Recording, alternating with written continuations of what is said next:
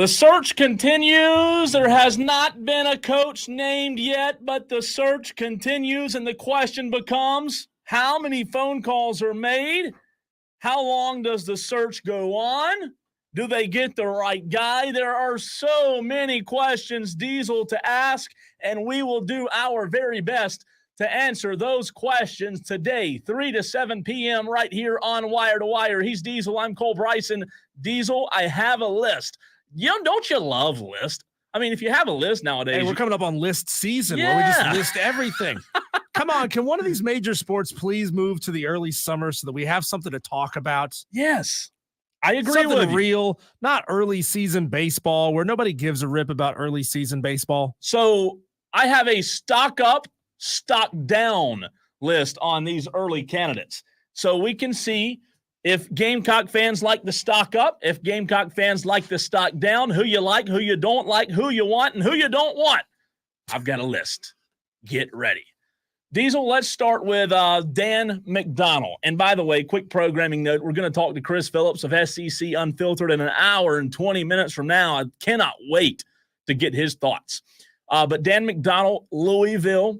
Diesel, he's been under the radar for many Gamecock fans. Very impressive record, 742 and 330 all time, including 2 National Coach of the Year awards, 5 College World Series appearances. McDonnell brings a wealth of experience and success to the table. I ask you the question, stock up or stock down? You got to say stock up on a guy like that. I mean, he's had major success everywhere he's been. He's got a huge body of work, over 1,000 games coached.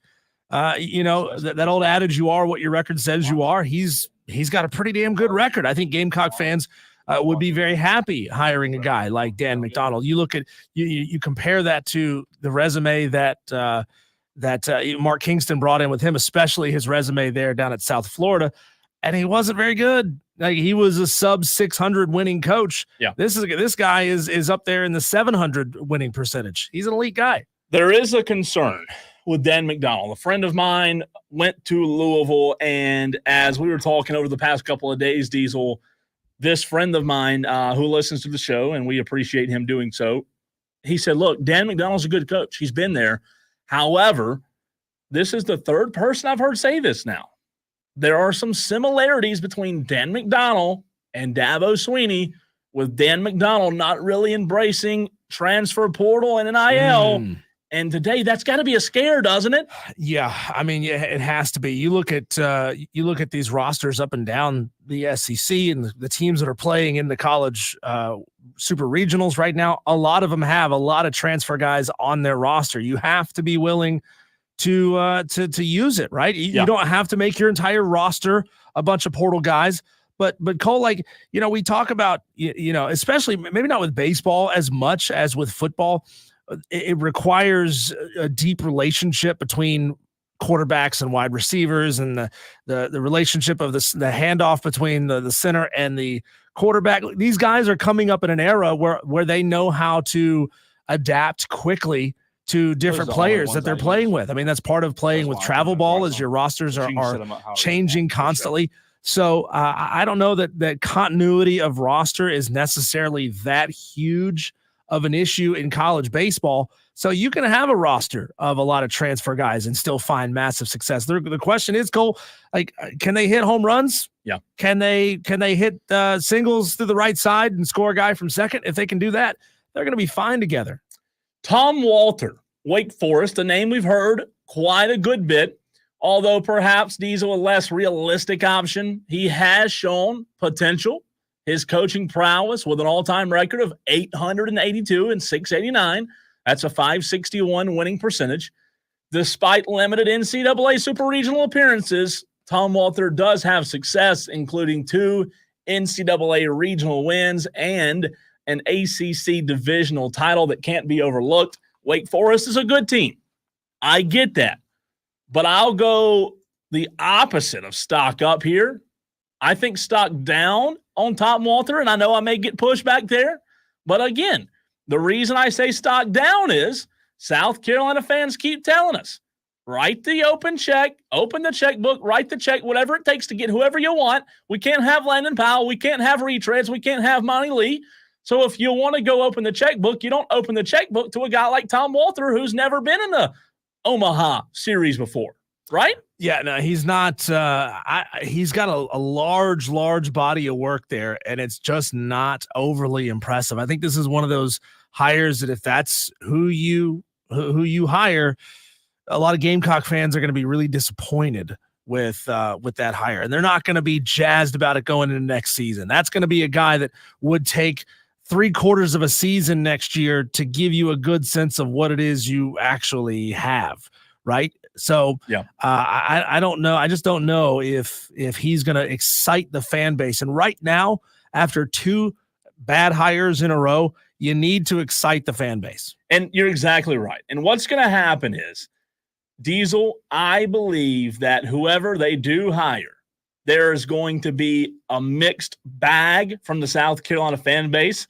And the reason I say that is we've already seen just from South Carolina Gamecock fans on Twitter a lot of indecisiveness, right? From, I want this guy. I want this guy. No, we shouldn't hire Landon. Yeah, we should. No, we shouldn't hire this. I don't know that South Carolina fans are going to be happy with a middle-of-the-road guy like a Tom Walter or a Dan McDonald. I really don't. Yeah, and you look at Tom Walter's, year-by-year win-loss total, and we don't know the situation that he faced in each of these seasons, Cole, but he's just up and down and up and down and up and down. Yeah. You go back to even starting in 2010, 18-37, and then they won 25 games the next year, 33, 28, 30, 27, 35, 43, 25, 31, 20, 41, 54. So, they've just been up and down. They've been more up than down. You can't overlook that, but they have had a handful of down seasons since he's been there in Winston-Salem.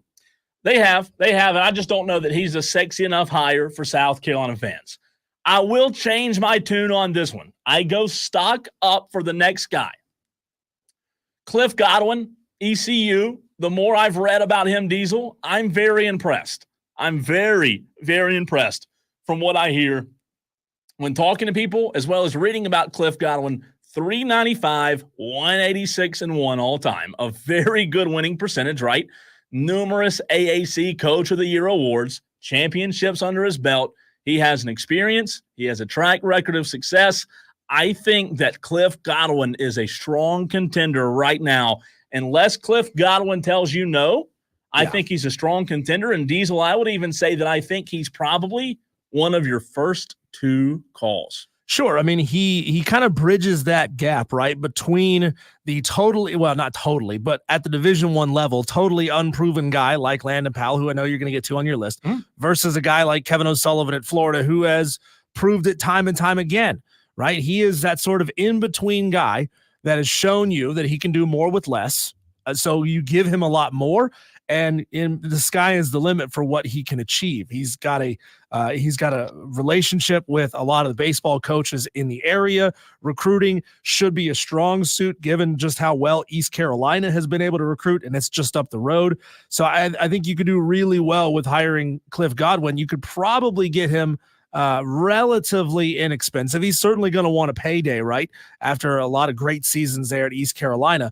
But I don't think he's that kind of guy that you've just got to go for broke when it comes to hiring, to the point where if you hired a Kevin O'Sullivan, if you maybe hired a Chris Pollard, you're going to have to pay that guy a ton. Sure. And if you don't end up finding success with that guy, now you're on the hook big time, and you're really setting your program back with a big time contract to somebody who's not winning. No, I agree. I do think it would be a good hire. As I said before, though, Diesel, I think that, I'm going to stand by what I said, I think that South Carolina fans, for the most part, are going to be split when it comes to the hire, whoever it is. I think there will be a lot of Carolina fans who love it. I think there will be a lot of Carolina fans who hate it. However, I think if they go get a Cliff Godwin, I think the majority, there will be boo-birds out there, but I think the majority of South Carolina fans would really love the hire. Yeah, they're not going to be stoked about this hire if it's not like Brian Snitker himself, right? You're going to have to find somebody with ridiculous pedigree to make everyone happy. All right, so the next name, Justin Hare. I say stock down. He is a name that's been on a lot of watch lists, Diesel. Currently coaching at Campbell. He's garnered attention due to his consistent success in the Big South He has 5 Big South championships, 4 Coach of the Year awards, has put very good programs on the field at Campbell. They made a really good run not long ago. He has proven his ability to build and sustain winning programs. I just can't go along with this because guess what? Justin Hare, if we're going to use the Gamecocks logic here, he hasn't done it at the highest level in the SEC. So according to Gamecock fans, you can't hire anybody unless they're in the SEC because every time you bring up a name like Landon Powell, they say, oh, well, he hadn't played in the SEC. He hadn't played in D1. It's different. So I say Justin Hare. I really do, though. I mean, I said all that tongue-in-cheek, but I really do believe Justin Hare would not be a good hire. No, I don't think that he's ready for SEC caliber baseball. That said, I mean, if the hire were to be, for example, Cliff Godwin, Justin Hare could very easily slide into his role at East Carolina if he was a candidate for that position, get that experience that he needs, and then the next job cycle, 5 years from now, 6 years from now, he may be a guy that's on SEC and ACC radars. Is he a guy that could win you some baseball games? Yeah. But I'm with you, man. I think you got to show it at a higher level than just the Big South level to get the job at South Carolina. I mean, South Carolina fans and athletic director Ray Tanner obviously looks at this job like it is a top 10 job in college baseball. And you're not going to be a top 10 program and you're not going to have a top 10 job unless you hire top 10 caliber coaches. Sure. I'm going to get to some text in a few minutes, but I want to let you know as we go stock up, stock down on these coaches, you can do the same on the text line 71307. Start your text with the word fan. Phone lines are open as well. Caller, I see you. I'm getting to you as well on the renewal by Anderson of the Carolinas fan phone, 844-326-3663. Diesel, next one, stock up, stock down. We've talked about it a lot. Landon Powell. Yeah, Landon Powell is a guy who has had unprecedented success where he is at North Greenville.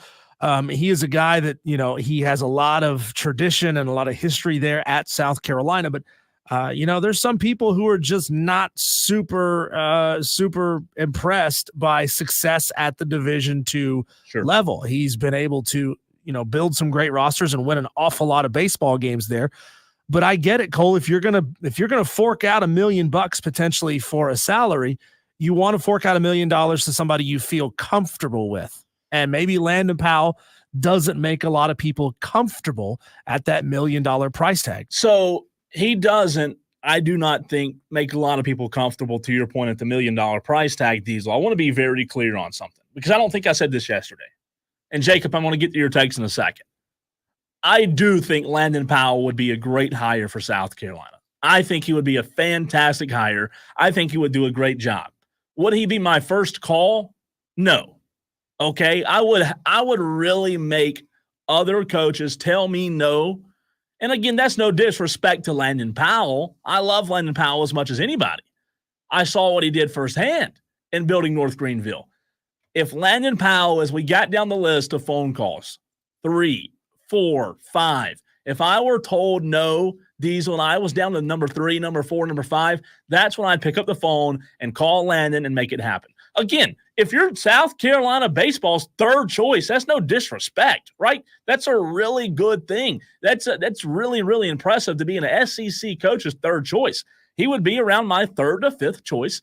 I wouldn't call him first, but I do think South Carolina should hire him if they get down the list a little bit, Diesel, and they cannot get a yes from anybody. Yeah, I mean, you would want to see Landon come in and surprise you, right? I mean, I think it would be a shock if he tanked the program, but it would certainly be a pleasant surprise if he came out and he was, taking you to the supers in his second season there at South Carolina. I mean, it is a gamble. It is a big gamble to hire somebody like Landon Powell that just doesn't have the D1 experience. And, the question is, what does Landon want?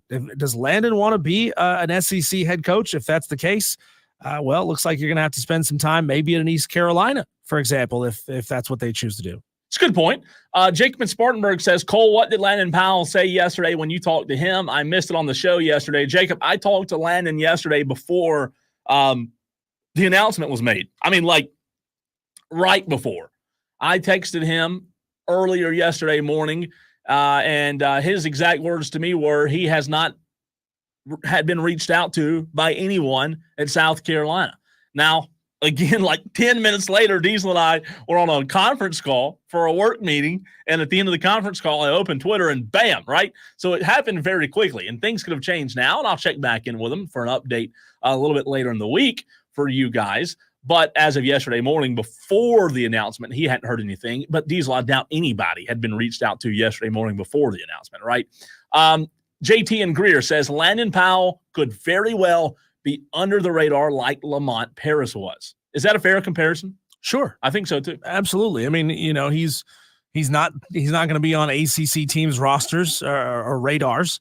As ACC programs, if any of them are moving on from their coach this year, they're probably not going to be calling Landon Powell, because he doesn't have the connection to the university. That's why South Carolina would call him, is because of his connection to the university. If he had no connection, they wouldn't call him at all. Correct. I want to get to these two comments from Madcraft, and then we have two more I want to get to, Diesel. Madcraft asked on the stream, does the existence of the portal increase the likelihood in AD hires from within? I saw a stat today. They placed an SEC team in all 5 ACC regionals, all 2 seeds. The ACC went 15-1. Good points, Madcraft. We'll get to that a little bit later in terms of ACC versus SEC. 2 more names I want to get to, Diesel. Monty Lee, first, currently serving as an assistant coach, brings a unique perspective, right? He did coach at Clemson. He did fail at Clemson. However, he does understand the intricacies of college coaching and the competitive landscape, Diesel, of college baseball. And I think Monty Lee would be a good hire. I don't think Monty Lee would be a great hire. I think Monty Lee is one of those coaches you keep on staff. But I don't know that you elevate him to the head coaching job. I mean, again, you said it. He failed at Clemson. South Carolina fans are, first of all, some of them, regardless of how long he puts that Garnet hat back on, they're going to say, well, you left us for a while to go to the enemy. Also, they understand that he failed there. And, it's not going to be an exciting hire. I mean, it's going to take some selling to the fan base to get everybody to get behind Monty Lee. And it's another one of those guys, like we talked earlier with the head coach there at Wake Forest, Tom Walter. You're going to have to see an entire season. Yeah. And you're going to have to see this guy make a super before anybody buys into him. I say stock down on Monty Lee. Now, in the same breath, I'll tell you I wouldn't be a bit surprised if they hired him. I really wouldn't. Last name, before we hit a break, Chris Pollard. Diesel, a consistent winner, regional ties. He pops up on hot boards every single year. He's the first coach to lead Duke to an NCAA tournament since the Kennedy administration. Okay, hear that again. His Blue Devils just made their 6th NCAA regional appearance in 12 seasons, won a 2nd ACC tournament championship in 4 years. He was previously at your alma mater, App State. Stock up, stock down. Stock up, and Chris Pollard is a coach that I think can do big things. Again, he's been doing a lot at Duke with not a lot of resources. I mean, Duke, is and will always be a basketball first school. They're going to throw all their resources at basketball. Football is going to be second because that program has made strides in football over the past couple of years. So the baseball program is probably always going to fight for resources, which are finite, believe it or not, these resources at these universities. He's always had to fight for that. So I say the same thing I said about, I think Justin Hare earlier, about Cliff Godwin earlier. Yeah. Is imagine a guy like that with SEC caliber facilities, with SEC caliber budgets, and the recruiting, kids wanting to play in the SEC, not having to recruit them to Duke, where the academics are so much tougher. I think Chris Pollard would probably be my first phone call. I would throw a truckload of money at him and make him tell me no. Again, I can tell you that he brought App State, a baseball program that was awful before he got there, back into a solid performing baseball program, which is no small feat. And as soon as he left, man, that program tanked. So He clearly has the ability to resurrect a program, and South Carolina, while they're not as far down as App State was, obviously, Yeah.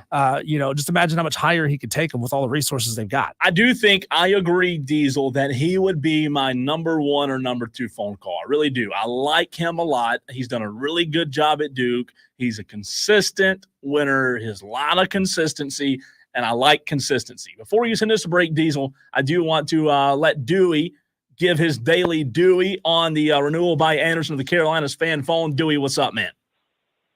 Yes, first of all, Ray Tanner needs to be fired. He needs to be fired and never be allowed to come back to South Carolina again. Secondly, the Braves need to fire Brian Snicker and hire Chipper Jones. Chipper Jones will bring them back to the glory days. Thanks for the call, Dewey. Thank you, Dewey. I don't hate the first one. I hate the second one, but I don't hate the first one, believe it or not. I really don't. I mean, I don't hate it. Ray Tanner hadn't done a great job, with Ray Tanner. I think this is his do or die hire. He gets this one wrong, Cole. 3 years from now, 4 years from now, Ray Tanner's probably gone as the athletic director at South Carolina. When we come back, Cole, we're going to move things over to Pickens County as Clemson will host Florida in the Super Regional. We're going to take a deeper look at the Florida Gators baseball season and ask the question, how much of a threat are they to Clemson in the Supers? That's next here on the Fan Upstate.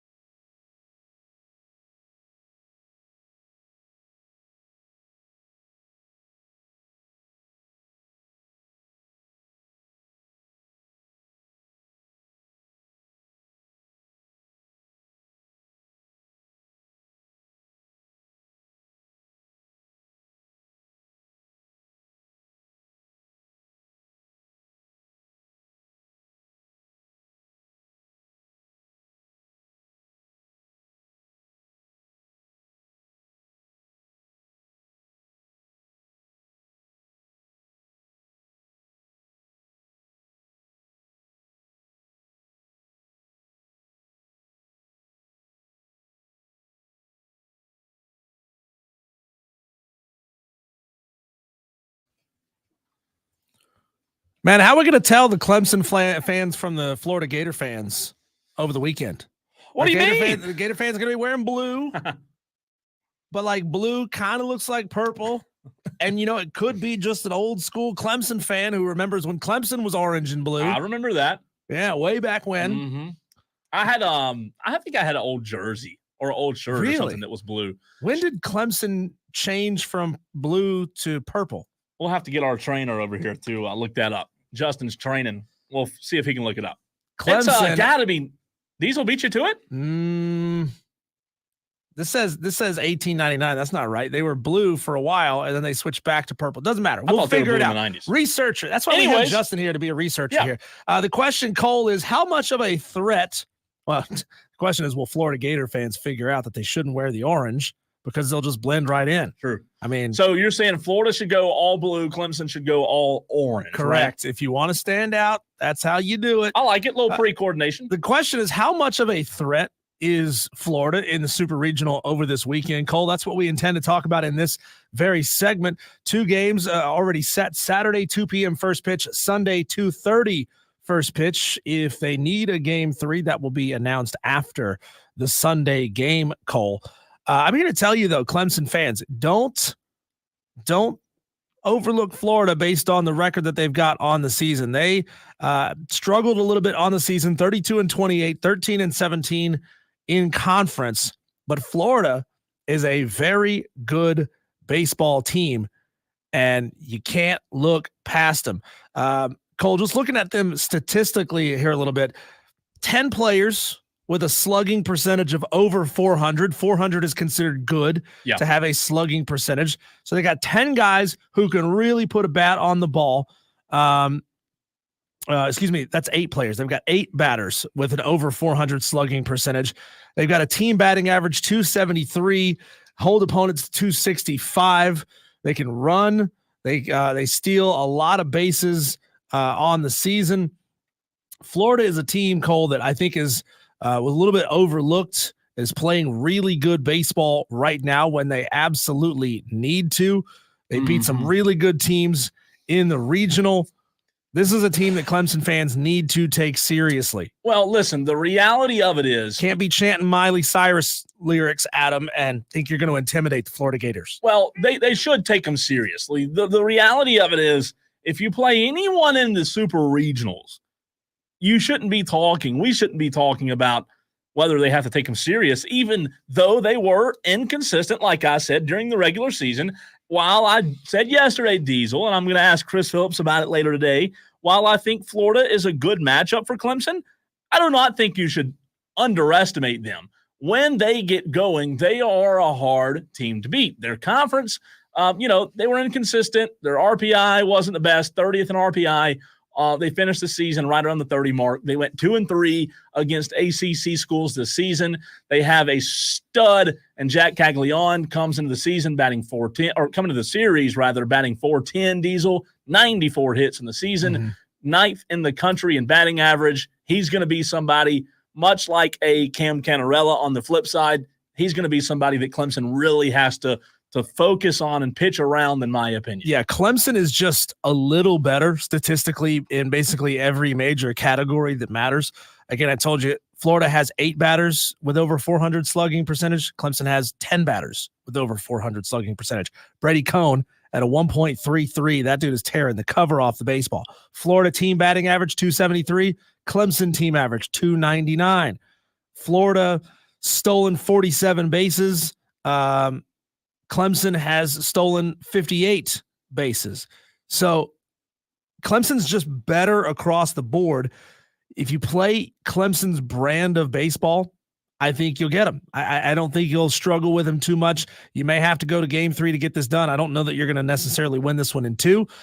Florida's hit 125 home runs. Clemson, this is where they're a little bit down from Florida, 103 on the season. Clemson has 111 extra base hits, not including home runs. Florida, 111 extra base hits, not including home runs. So these two teams are fairly evenly matched up. A lot of statistical categories, Clemson's just a little bit better. What really should concern you, Cole, though, is something that has plagued Clemson all season long. It's their inability to shut teams down late. They allow teams to score runs late on them in the game. They have to do a lot of coming from behind. Immunity on that one. And because I know that somebody's going to use that against me. No, I'm not writing the time down as we speak. 3:32. No, you got to let your bullpen really has to step up in this game. That's going to be huge. Clemson can again run the bases on this team. They have 58 stolen bases on the season. Florida is allowing a lot on the season, a lot of stolen bases. So you can run on them. You can get yourself into scoring position. Just play small ball. Don't focus on trying to hit home runs. They'll come. So just play your game. Bullpen steps up. I think you'll be fine in this series. I think Clemson wins it in 3. JD says on the stream, Clemson should handle Florida, but it may be nerve-wracking. Just needs strong pitching, defense, and some runs. Well, JD, great analysis. I mean, that's what you need in every baseball game. Florida isn't who they were in the past, but are dangerous. No, I agree with that. They're not the Florida team of the past, but you know what? My take on that is as long as Kelvin Sullivan is over there on that opposing dugout, I think they're a team that can be dangerous. And Diesel, while we do acknowledge, while we have said that Clemson's pitching at times this year has been a little bit of a vulnerability, I do think Florida is in a little bit of a similar situation. They've allowed a good many runs this year as well. I mean, I remember that last Georgia series where the last 2 games they allowed somewhat close to 25, 26 runs between the 2 games. I think you said it a minute ago, but I think this series will be a very high-scoring series. Yeah. And to JD's point, listen, it is going to be nerve-wracking. It's the super regional. When you get to the supers, you shouldn't handle anybody unless you're just freaking Vandy, right? Everybody's good. But I think it'll be close. I don't think Clemson will sweep both games and take 2 of 3. I do think it'll go to 3 games, but I like Clemson. Yeah, Clemson's hitting a little bit better than Florida is giving up on pitching. Team average 265 team average against Florida, 299 team average for Clemson on the season. Clemson's giving up on average 299 to its opponents. Florida is hitting 273. So where Clemson is strong, Florida is weak, and vice versa. So I think Clemson's pitching should do fairly well in this game. Starting pitching should be fine. You just got to shut them down in that 7, 8, 9 inning. I was very impressed with Florida in the regionals, Diesel, with the ability to go and beat a team like Oklahoma State twice after losing to them. Again, to refresh the audience, Florida beat Nebraska in the first game in Stillwater 5-2. They turned around on Saturday and lost 7-1. And then Sunday, guess what? Somebody somewhere, Diesel, in that clubhouse and that team said, look, we've got to get this thing together. And they rattled off 3 straight. A 17-11 win over Nebraska on Sunday to force a game 2 Sunday night. Guess what? 5-2 win over Oklahoma State to force a game 3 on Monday. And then guess what they did on Monday? 4-2. Listen, those last 2 games, man, against Oklahoma State, the Gators only allowed 4 runs. That's big time. Like, Oklahoma State's a good baseball team. So if Florida, if their pitching right now is starting to get hot and figure things out and really lock in and dial in, it should be a concern for Clemson because Clemson's going to have to outscore teams on it. I don't mean that in an obvious way, but they're going to have to rely on their offense is what I mean, because I don't think Clemson's pitching is elite. They're going to have to outscore teams and rely on their bullpen to hold up the best it can. Yeah, no offense to Coastal, no offense to Louisville and Miami, but Clemson has not faced an elite level team since early May. I'm talking about Wake Forest. I'm talking about Georgia Tech, a team that made a regional. I mean, they haven't necessarily played the toughest opponents over the past month. Florida has. See, I think Florida has played a lot more meaningful baseball, and they've done a fairly good job at shutting teams down over the past month. They've gotten hot at exactly the right time. Clemson is winning baseball games, but they're allowing runs scored late. I think this is going to be a tough test for Clemson, and they might even lose game 1 in this series, Cole, and put their backs against the wall in games 2 and 3. That'd be tough, man. That'd be tough. I'll say this: Clemson being at home, they set a record with 34,000 people in attendance this past weekend. I think that Clemson has an ability to rally behind the energy and feed off the energy. I witnessed the energy firsthand, and I'm not just making this up. It was electric on Sunday night. Talking about when they were singing "Party in the USA." No, the Dolly Parton song is what I was. No, I'm kidding. They do play a lot of music, but the fans LSU, they're playing Neck at LSU, and they're playing Miley Cyrus at Clemson. Well, to be fair, they played like 454 total songs at Clemson, so they probably ran out. I don't love them playing songs between every pitch like they did the other night. There was a lot of people on Twitter unhappy about that. But I'll say this. The Tigers, late in that game in the 8th inning on Sunday night against Coastal, they fed off of the energy. It was electric. And I think that if you're Clemson, that game 1, I know it's not the make or break game, but I think, Diesel, you have to treat game 1 like it's the championship game. If you can get the first one, you're in good shape, man. Do people who have control of the PA system, do they think that everybody's got the attention span of a goldfish Squirrel? At stadiums these days?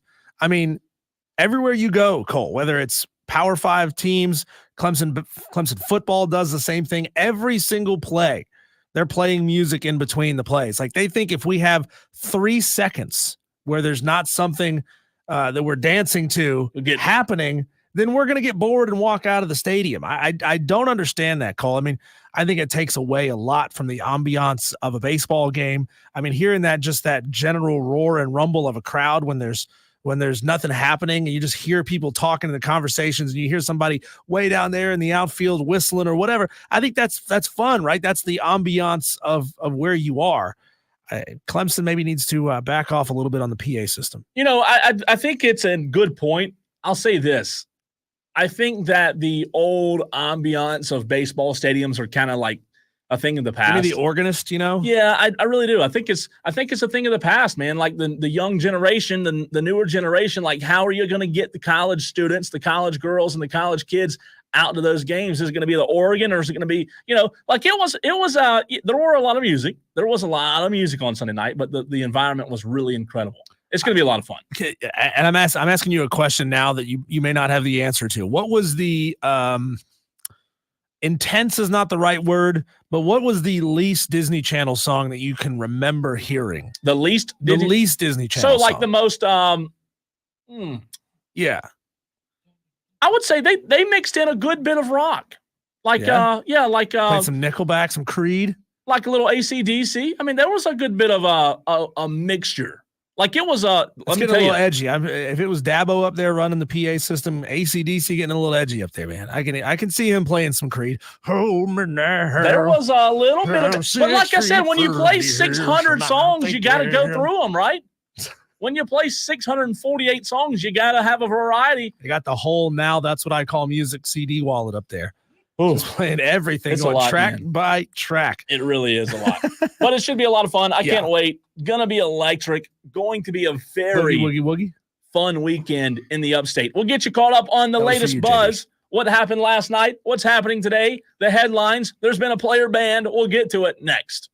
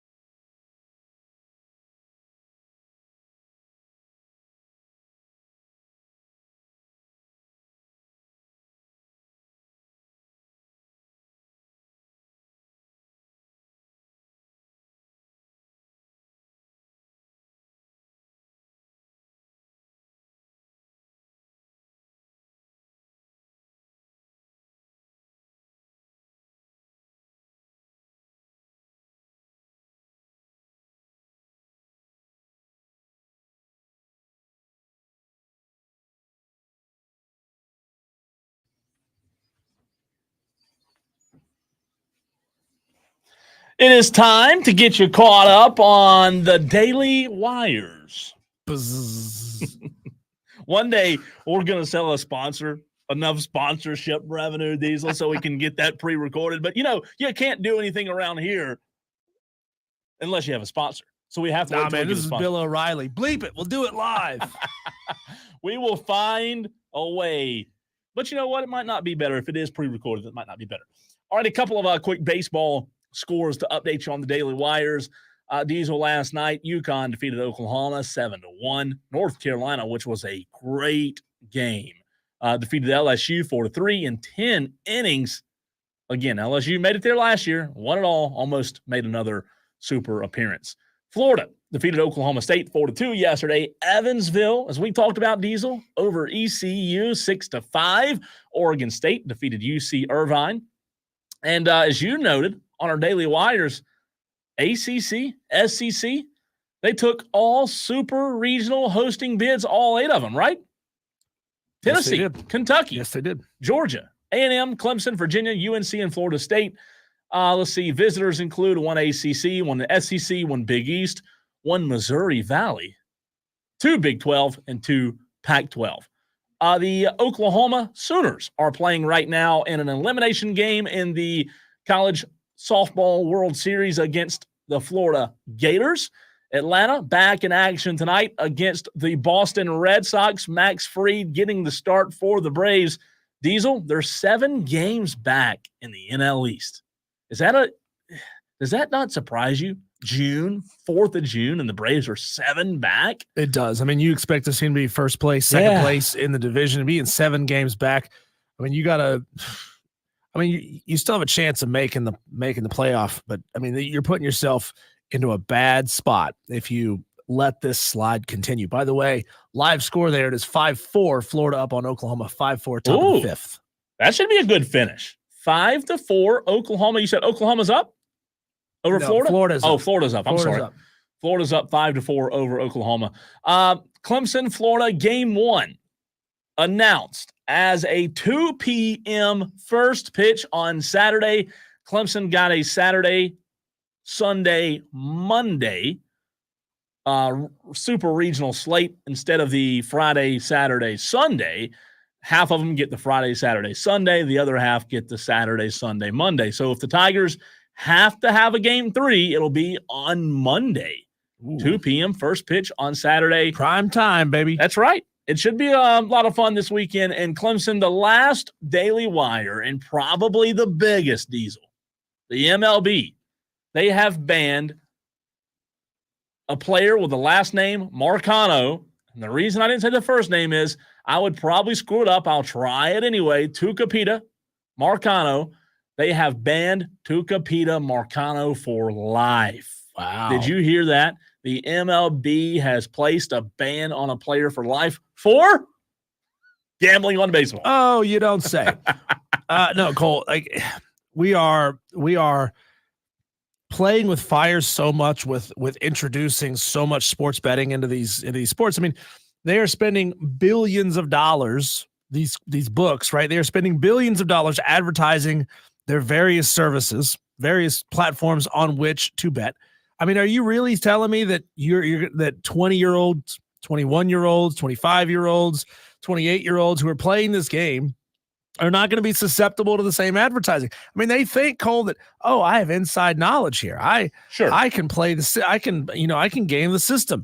I mean, and then there's idiots who don't realize that everything you do on your phone is tracked. It's so intriguing. I want to get back into that in the next segment, as well as this this North Carolina state law that you and I talked about having the potential to be passed. I want to get to a couple of texts on the stream. JD says Oklahoma can be beaten this year in softball. That is nuts. Yeah, Braves have to make some moves. I saw a report they are looking for pitching. I have seen a couple of reports, JD, that the Braves might be looking at some free agents, possibly in free agency. They don't have a lot of money to spend, but they kind of need somebody. Madcraft, or T-Swizzle rather, says Jacob Hindeleiter playing some good dang ball right now. Best player on the team in the regionals. He did, T-Swizzle, get named the regional MVP. Well-deserved. Well deserved. So again, a lot of daily wires. The just to refresh you, the NHL series Stanley Cup Final Diesel starting on Saturday. Is that right? I think I said Saturday yesterday. And then the NBA Finals starting on Thursday night. Should be a lot of fun to follow those two. But man, this MLB, this player getting banned. Yeah, game one is Saturday at 8 p.m. Oilers at the Panthers. Game 1 and 2. They do the 2-2-1-1-1 format. Okay. You got to feel good about the Braves tonight. I know they're 7 games back. We were, being a little bit down on them a minute ago, but Max Fried's on the mound. He's been very good this season. You have to feel good that they had earlier success against Boston earlier in the season with a little short series they played during the midweek. So hopefully the Braves can start piling up some wins. Took 2 of 3 from the A's this past weekend. Boston tonight, Boston again tomorrow. And then I believe they're off Thursday and then back in action on Friday. Rob Brown talked about this Diesel real quick before we hit a break. He said on a promo just a few days ago that he thought it was time to hit the panic button. You agree or disagree? It's getting there. I mean, you picture the panic button, like the big red button that you would see in a movie, right? Like it's sitting on a board. You've got to unlock the little lock, which opens up the little plastic cover, and then you've got to press the button. So it's a 3-step process. I think Braves fans right now, they firmly have their hand on the key that they turn, that opens up the door, that allows them to push the button. I think the hand is on the key right now. There's still time, right? There's still time, but nothing that we're seeing right now is showing that this team is capable of bouncing back. And it's getting to that point where if you don't bounce back soon, you put yourself in a real deep hole. Hey, Tolos, tell us where you're watching from on the stream. If you're watching on Facebook, on Twitter, or on YouTube, tell us where you're watching from. Tell us where you're listening from. If you're just texting into the show at 71307, hit us up. We're going to get deeper into this story about the MLB player who has been banned next, and a law that could force North Carolina and NC State to play each other and other teams in their state has just passed a committee level. We'll get into that next. And then something like that possible in South Carolina. That's coming up next here on the Fan Upstate.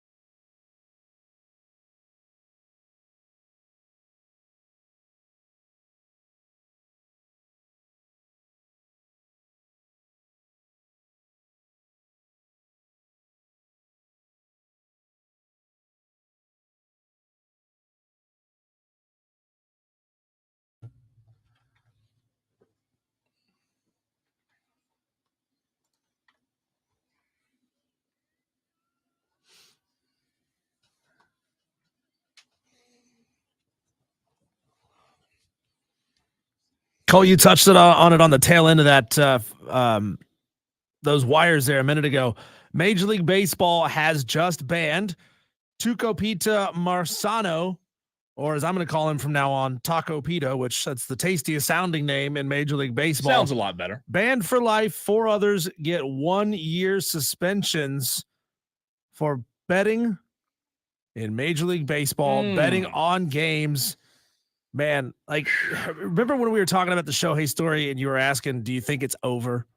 Maybe with Shohei, it's over, but with Major League Baseball and many players who are not making the ridiculous amounts of money that some of the top players in the game are making, I think we're going to see this more and more, right? I think we're going to see players who feel like they're smart enough to skirt by the system, to get around the rules, or who just genuinely don't pay attention to the rules, like the ones who don't read the handbook. They're going to get themselves nabbed for this. You know, it's so interesting. I think that outside of the Shohei Ohtani scandal, this is the biggest scandal we've seen in decades in the major leagues, Diesel. So Marcano placed 387 baseball bets, which is a lot of bets, totaling more than $150,000 in October of 2022 from last July through November with a legal, not an illegal, a legal sports book. He became the first active player in a century banned for life because of gambling. So Diesel, Oakland A's pitcher Michael Kelly, he was also suspended for 1 year for betting on baseball while in the minor leagues, and 3 minor leaguers also were banned for 1 year for betting on big league games. Jay Groom of the Padres, Andrew Saalfrank of Arizona, and Jose Rodriguez of Philadelphia. Each of those 4 players wagered under $1,000, so not a lot of money. Saalfrank and Rodriguez previously played in the majors. So Diesel, this strict enforcement, right, of gambling and the conduct of gambling, the MLB will come out and they'll tell you it's a critical component of upholding their integrity of the game. However, I asked the question, do we think that these are too harsh? Do we think that banning them from baseball is too harsh? No, it's not, Cole. I was joking there about not reading the rule book. It says right here, Major League Rule number 21, posted in every clubhouse, states that betting on any baseball game in which a player, umpire, league official, or team employee has no duty to perform results in a 1-year suspension. Basically, if you're not playing that day, you will get a 1-year suspension if you're proven that you gambled on it. Betting on a game in which the person has a duty to perform results in a lifetime ban. That's Pete Rose for you. He was betting on games in which he had a duty to perform. Cole, do you want to watch sports where you know that players are wagering their own money on their performance? Absolutely not. Good or bad?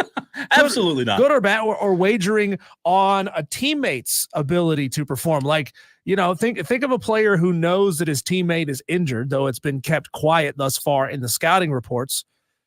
He knows that his buddy is injured, and he could use that information. It's exactly like insider trading on Wall Street. You are gambling and betting money on something that you have inside information on that the general public out there doesn't know. That is one of the fastest ways, Cole, to erode anyone's confidence in American sports. One of the last few things that we look at and pretend, like, because we know it's not, but we pretend like it's pure, like what happens out there on the field is as real as it gets, right? It's like watching reality television, just better because it's really real, we think, at least. But if it gets to the point where any player could be gambling and making money off of their players and their teammates' injuries, or using that information, selling that information, it's going to erode everyone's confidence in the game. It's really bad for these sports if we allow players to gamble. No, I'm 100% with you. I asked the question though because I am curious to hear if there is anybody out there who disagrees. So what's fascinating about this, Diesel, before we get to the North Carolina lawsuit, or not lawsuit, but ruling, Marcano is the first active major leaguer banned for life under the sports gambling provision since the New York Giants outfielder Jimmy O'Connell in 1924. Do we really think he's the first one to do it since No, 1924? no, He's just the first one to get caught. 100%. That's 100 years, right? There's no way in the world Marcano was the first in 100 years. Pete Rose, who had the career hits record, Major League Baseball, he agreed to the lifetime ban on 89 Diesel. The difference was he was managing the team. So I do think that there's a lot to be said for managing the team versus playing. Again, a rule is still a rule. It's black and white. You can't do it, right? To your point. It's just so fascinating that a guy like Marcano, and I've never been in this situation, so I can't speak from experience, but if you get a lifetime opportunity like this, it's a shame that you blow it because you want to gamble. I love gambling. I think gambling's fascinating. Guess what? I wouldn't gamble, right? It's very simple. It's like, would you rather get a paycheck or would you rather gamble? Yeah. And that's their choice. It just blows my mind that these major leaguers, you work so hard. We had it a few weeks back in the NBA. Who was it? The player that was found to have gambled? Yeah, the Raptors player. Yeah. Yeah. It's mind-boggling. You work so hard. You grow up playing, thousands and thousands of dollars invested from you, your family, I'm sure, to play this game, and you blow it. Yeah. Hey, the world's full of idiots, Cole, who don't realize the consequences of their actions. I asked you, Tolos, where you're listening from. Tolo, Amazon guy, texts in and says, listening straight from the Amazon van, got to sling these packages. Let's go. Amazon guy, I've got a bone to pick with you, man. How come when my wife orders things on Prime, it gets there in like 24 hours every time? When I order things on Prime, it takes like 5 days. The hell, man. Oh, is that really? I mean, that really happened? Yeah, I got a beef with Amazon. I don't know why it happens.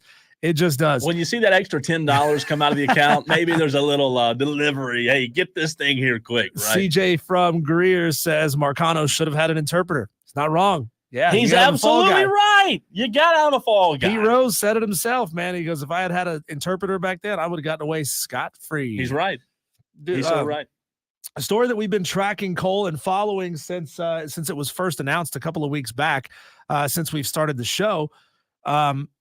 The state of North Carolina has moved a motion past the committee level in the North Carolina State House that would force, by law, two different things. It would force North Carolina and NC State to play each other every single year. Obviously, they're looking out for potential realignment where North Carolina could go off to the Big Ten of the SEC and NC State could stay put. It would also force North Carolina and NC State to play a home-and-home series against at least one of East Carolina, App State, and Charlotte every single year. Cole, this is, again, made its way past the committee level. I don't know exactly how many levels it has to go to. It's been a long time since I've seen that. What was that? Not School of Rock. What was it called? The How a Bill Becomes a Law thing. Oh, yeah. It's been a long time since I've seen that, so maybe need to go refresh on that. But this comes from the bill. Sports tourism is vital to the economy of North Carolina, and intrastate collegiate athletics generates millions of dollars in economic impact to the state.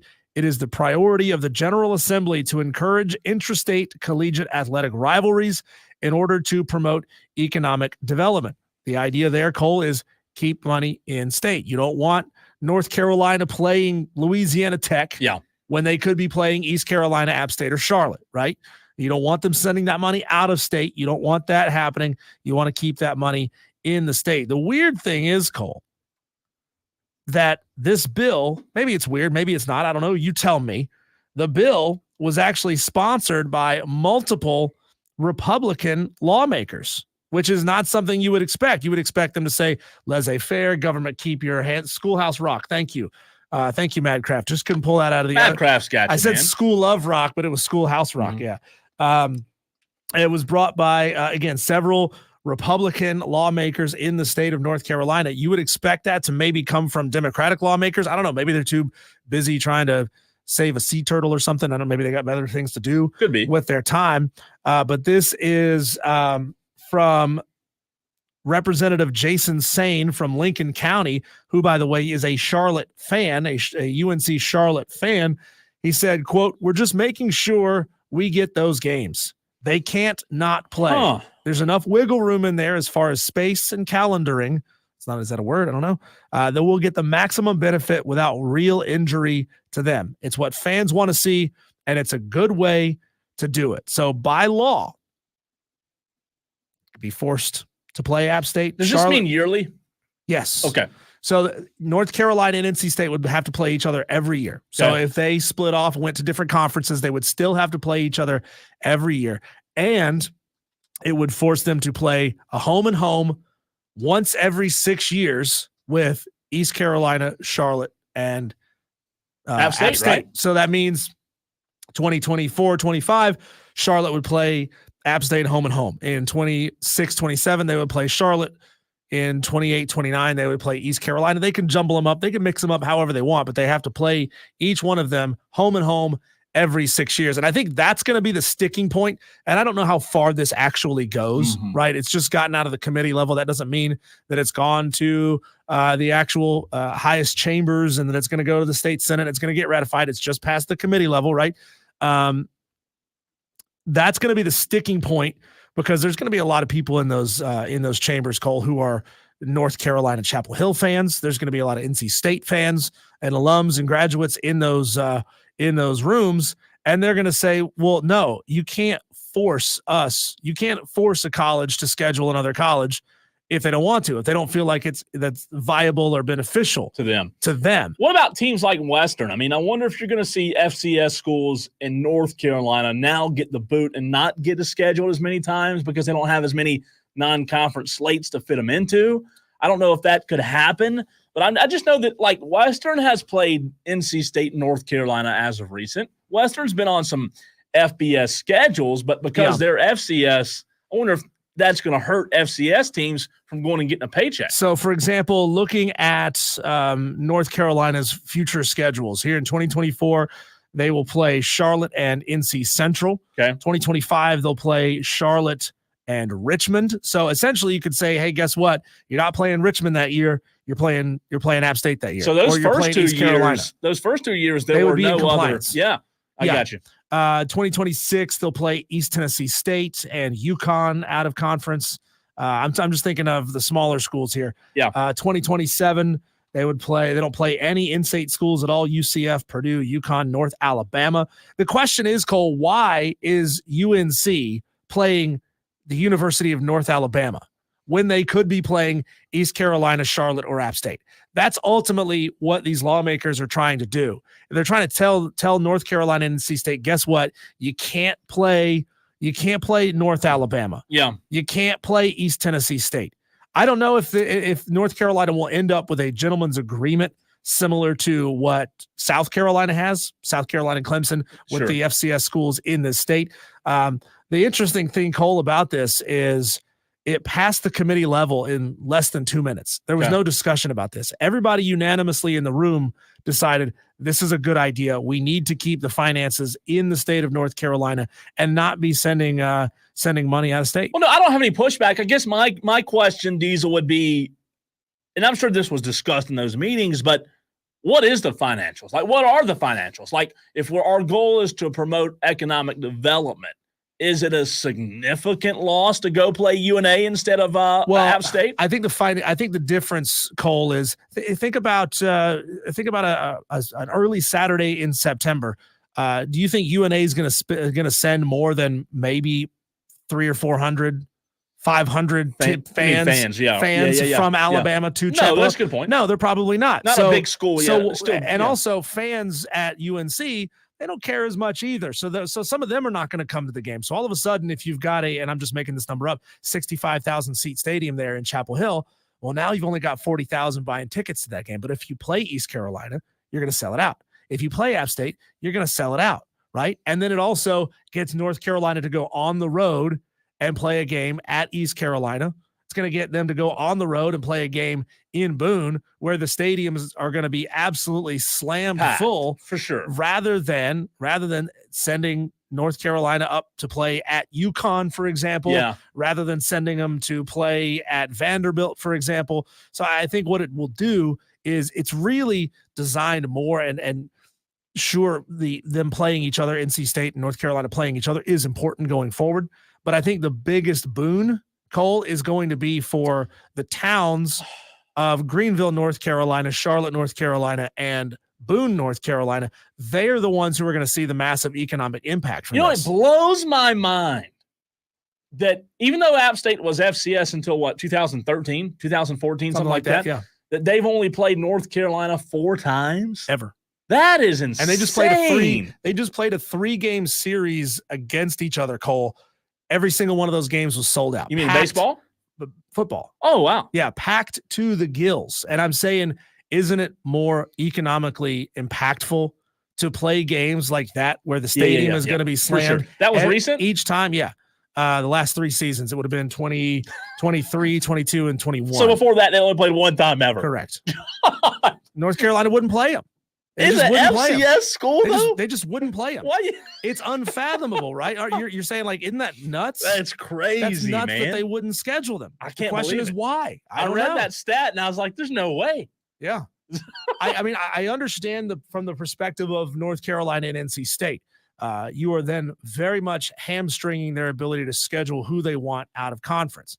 But, I mean, again, if you go to let's just say North Carolina makes it into the SEC. Yeah. And they get a 9-game schedule, right? A 9-game conference schedule.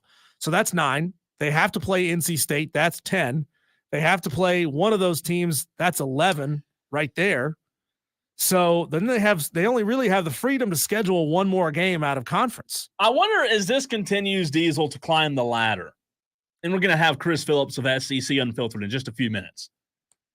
I wonder, like, as this continues to go up and get closer and closer to being passed, with the ACC's uncertainty of having teams like North Carolina and North Carolina State in their conference, and even the conference as a whole, the uncertainty there, I wonder if that is a concern when you're talking about trying to get this passed, because the ACC has more uncertainty than any other conference at this point, right? So I guess I just wonder if that's a factor. Yeah, and would it potentially make either of those schools more or less attractive to the Big Ten and the Big Ten and the SEC if they don't have the freedom, if they are hamstrung by this law? Probably not. Probably not. I mean, schools will have the ability to schedule who they want in their 3 remaining out of conference games, or currently 4 until the 9-game schedule thing passes, and I think it eventually will. I think it will too. I mean, would the SEC look at that and say, ooh, man, you are coming in with some baggage here. We don't necessarily want to bring that into our conference. It's tough to say. I think it will, and I think it should. I would be shocked if it didn't continue to get, climb the ladder and get past. If you're just a North Carolina resident, Cole, are you in favor of this law or are you against it? Do you see it as unnecessary government oversight, or do you think it's government intervention fixing something that should have happened anyway? I'd much rather see him play ECU than UConn. North Alabama. Yeah, absolutely. Yeah. That's a no-brainer for me. So it is very interesting. Hopefully it continues to go that way. It should go that way, in my opinion. We'll talk about it. Maybe South Carolina can learn something from that. We'll see. Imagine a law forcing Clemson and South Carolina to play home-and-home series regularly with Coastal Carolina. Correct. Would be a really, really interesting debate. We'll continue to track this story. But up next, we bring on Chris Phillips of SEC Unfiltered. Why is Chris Phillips so down on Landon Powell being the next coach at South Carolina, if that were to be a possibility? We'll talk to Chris next.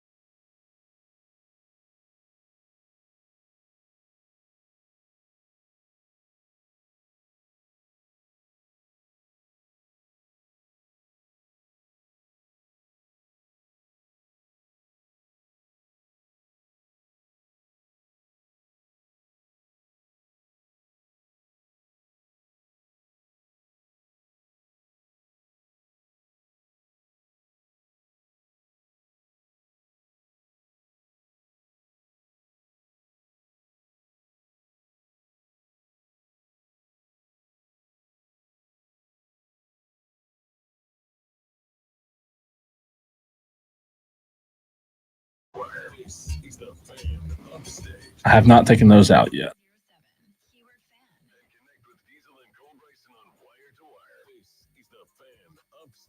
Welcome back into Wire to Wire. He's Diesel. I'm Cole Bryson. Appreciate you joining us this afternoon right here on the Fan Upstate. Want to bring in Chris Phillips of SEC Unfiltered. Chris joins us a good bit on the program. Chris, your initial reaction yesterday morning when the news broke that Mark Kingston has been relieved of his duties. Well, Cole, Diesel, first things first, guys. Appreciate you having me on as always. It's always a pleasure to talk ball with you guys. Wasn't surprised at all. Maybe the only thing that surprised me was how quickly it happened. But I've been saying for weeks, and after South Carolina was eliminated from the Raleigh Regional, especially the fashion in which it happened, right? Losing that game to James Madison, getting shut out in that ball game. It felt like the most no-brainer decision of all time. I mean, I know there's a lot of people that get really uncomfortable when it comes to calling for coaches' jobs and calling for change. But, I mean, guys, this was one that, normally you have some divisiveness on that. Some folks want to give the coach longer. They don't think that's what the real problem is. But I would say Gamecock Nation was unified on this decision. It had been 7 years, 6 seasons. And simply put, guys, the standard had just not been met. And, again, how it happens, having that context is really important. I just think the inconsistencies year after year, whether it was hitting, it was pitching, it was fielding, it just felt like it was always something. And so South Carolina, having a losing record in SEC play after 7 seasons as well, the standard was not being met. And so I was not surprised at all, guys. Again, like I said, it felt like a really, really easy decision. I don't know if I expected it 24 hours after the season had ended, but to see Mark Kingston being relieved of his duties did not surprise me at all. Chris Phillips of SEC Unfiltered joins us here on Wire to Wire. Chris, generally speaking, which camp are you in for a program like South Carolina or any other SEC program hiring a new head coach? Are you in the hire a big name with experience guy who typically comes with a higher price tag, or are you more of a hire the up-and-comer guy, the one who's done great things at a slightly smaller school? South Carolina has done both across the board in all of their sports programs with a mixed bag of results. Yeah, it's a great question, Diesel. I think it's a program-by-program basis, right? I don't think all programs are built the same, right? If we're talking about an Auburn or a Missouri or Alabama or some programs of less tradition in history, I think you might have to roll the dice, right? Because it's going to be more difficult for you to attract a big name. When it comes to a program like South Carolina, guys, I've been very vocal on this, and we'll go ahead and just tackle it head on. I would go for a bigger name who has a proven track record of success. Here's why, guys. You've already rolled the dice once. You've already taken a flyer on a guy and trusted Ray Tanner's decision-making, and that Ray knows more than we do about baseball because obviously, he's crapped out more baseball than we know. This man won 2 national titles, took a program to 3. So you gave him the benefit of the doubt with Mark Kingston. It blew up in your face. It did not work. South Carolina is not a project school. This is not a project program. And I know this isn't a top 5 job in college baseball anymore. It's not maybe even a top 10 job in college baseball anymore, but it should be treated as such. Because when South Carolina is rolling and things are going good, that's the type of destination that it is, guys. So I just don't think this go around you take a flyer on somebody who is unproven. I think you go out. I would go get a big name. I would go get someone who's got a track record of success. I would go get someone who has been to the College World Series before and has actually shown he is capable of doing that, and he's going to be comfortable in the spotlight of being an SEC head coach. That's another dynamic of it, guys. The pressure cooker is a lot different, right? At some schools, they don't really care about baseball that much. South Carolina is not one of those. Like, baseball for a long time was the crown jewel of this school. It can be again, but you got to get that right guy. Chris, you know as well as Diesel does that I have been Team Landon Powell since the news broke. My question to you would be, how do you know that any hire is a guarantee success? Because you said you don't want to roll the dice on this hire. Couldn't you argue that any hire in college baseball is rolling the dice? There is risk associated, Cole, to your point, with every new coach. There's no such thing as a sure thing, right?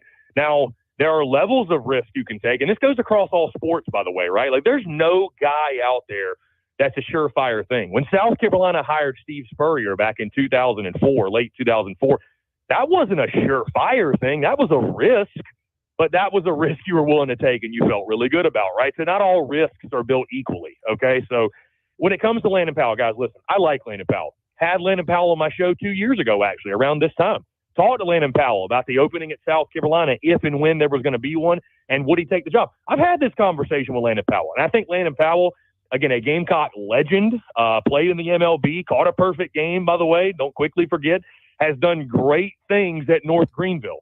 I'm not saying it wouldn't be a cool, feel-good story, and I don't say this like with any personal, like I like Landon Powell, cool dude.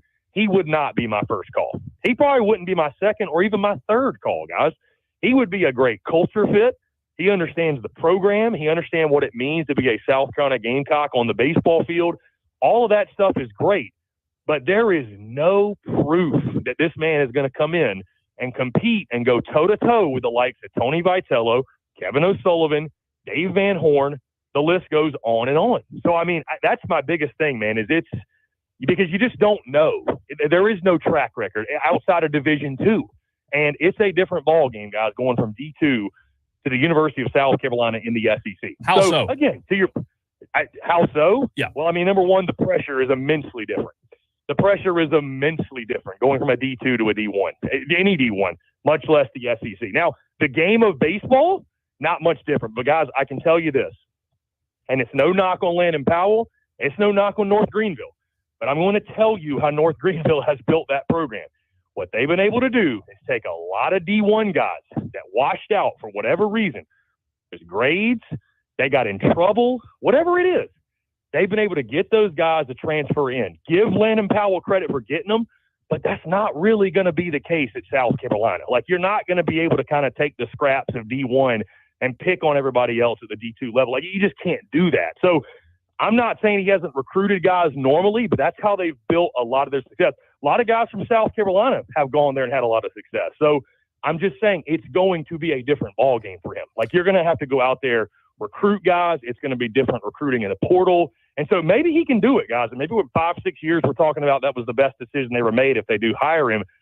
I just would be going for a more sure thing if I were Ray Tanner in the administration. Chris, Cole brought up a fascinating way of looking at it yesterday, a tier list of the coaches you may be able to get between this price range and that price range. We know basically what Mark Kingston was making there at South Carolina. So to what extent do you see South Carolina's Board of Trustees opening up the wallet and essentially giving Ray Tanner a blank check? Is that where you think this hire is ultimately going to go? Go get the best guy you can possibly get regardless of how much it costs? Or do you see them saying, all right, you got to stick between the $750,000 and $1 million a year mark, the $1 million to $1.5 million mark? Where do you see this going? Diesel, I say this respectfully. I don't know that South Carolina as a program, no matter the hire, no matter the school, or no matter the sport, I should say, I don't see South Carolina as here's a blank check and write whatever number you want on a type of university. I just don't know that they have that kind of coin. If they do, I'm not familiar with it, right? Like, we've just never seen that before. So here's the thing, though. The University of South Carolina should be paying their head baseball coach more than $750,000 a year. That, to me, is crazy. And that, to me, is you don't want to compete because no coach worth a darn in this league is making $750K a year. So I think you need to double that. I think you can live somewhere in the 1 to 1.5 million, but that's what top tier coaches are making. And like, do you want to compete or do you not? And Mark Kingston felt like you're trying to get the best sale at Costco kind of hire. Like, that's what it felt like. It felt like you were trying to get the best kind of guy for the cheap. And I just don't think that's the best way to operate. So now, granted, listen, you can't go out there and pay $2.5-3 million for a head baseball coach. I understand that. But I think you got to at least reach the 7-figure mark. I think doubling what you were paying before, you find the right guy, it's going to be worth every single penny. So, Chris, you mentioned the South Carolina football hire years ago when they hired Spurrier. Well, there being a little bit of a risk, but as you said, I agree 100% with you. You felt good about it. Who's that guy for the baseball program? I think you look at a guy first like Cliff Godwin. Maybe it's a long shot, but you do give him a call. And maybe, East Carolina just got eliminated. I know he wanted to make Omaha with the Pirates, and I thought it was going to be this year for them. But maybe a guy who's got an itch to get back in the SEC. Guys, I've heard before that Ole Miss was his dream job. And so he may be looking at that situation down there and saying, you know what, Mike Bianco could be on the way out next year. Maybe he holds off for that one. I think a Dan McDonnell over at Louisville is another guy who, again, the situation at Louisville, they haven't been great lately, but if you look a little bit deeper, they've got some issues with their athletics department. I think the big thing with him that I've read up on is embracing NIL, which that's a scary thing because we're seeing what's happening with Clemson football. And if you're not embracing NIL, things can get away from you rather quickly. Outside of that, guys, there's been a couple. I think Chris Pollard at Duke is another one where, listen, Duke, kind of like their football program, it's much more difficult to win at Duke, right? And he's won at a very, very high level, getting the Duke Blue Devils to, reaching heights they never had before on the baseball field. So, those are a couple. Is there a Steve Spurrier caliber kind of guy? Guys, we're talking about you'd probably have to go out there and hire like a Dave Van Horn. That's just not happening. You're not doing that. Even like I said on my show that maybe you call Tony Vitello, and I more so meant that as like that should be the approach South kind of has from the standpoint of they should be trying to compete and get the very best guy. They're not going to get Tony Vitello. Tony Vitello is not leaving Tennessee. Chris Lemonis is a name I've heard thrown out. Now, that one's really interesting because Chris Lemonis is a guy that I thought early in the season maybe Mississippi State should consider moving away from. I thought they had a pretty solid season with the way they started, got to the regional round, lost to a really good Virginia team. He has won a national championship. So we're talking about a guy that anytime you can hire a coach who has a national title attached to his name, that's a pretty good thing. There aren't a ton of those guys out there. So I know I just gave you a long list, and I did that, Cole, because I don't know that there's like an equivalent of Steve Spurrier. You know what I mean? Where I'm looking at like, this is one of the greatest coaches of all time. I don't know that guy is out there. So there's going to be a level of risk to a degree, but I think there's guys that are less of a risk than Landon Powell from North Greenville Division II. And let's just throw this name out there too, Monty Lee, who, listen, I love Monty Lee, guys. Monty Lee is awesome. When they brought Monty Lee over, I loved that addition. That dude's a Gamecock through and through. But, guys, he failed at Clemson.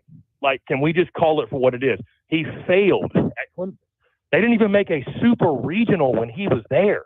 So Monty Lee has had his shot and failed. I know he loves South Carolina. I know players love him. I know recruits love him. But he has failed. I don't think you need a retread of that and to find out what you already know. Find him across all your favorite platforms at SEC Unfiltered. Chris Phillips joins us on the show. Chris, moving away from the Gamecocks here, Jack Caglione and co down at Florida, they have an awful lot of pop off that bat. They hit a lot of home runs. They hit a lot of extra base hits. How big of a threat could they pose to Clemson there in the Clemson Super? Tell us about that team. Yeah, and per sources, Diesel, SEC Unfiltered may or may not be boots on the ground in Clemson. So just a heads up there. I'm sure Tiger fans will be thrilled. Are you with welcome that. In Pickens County?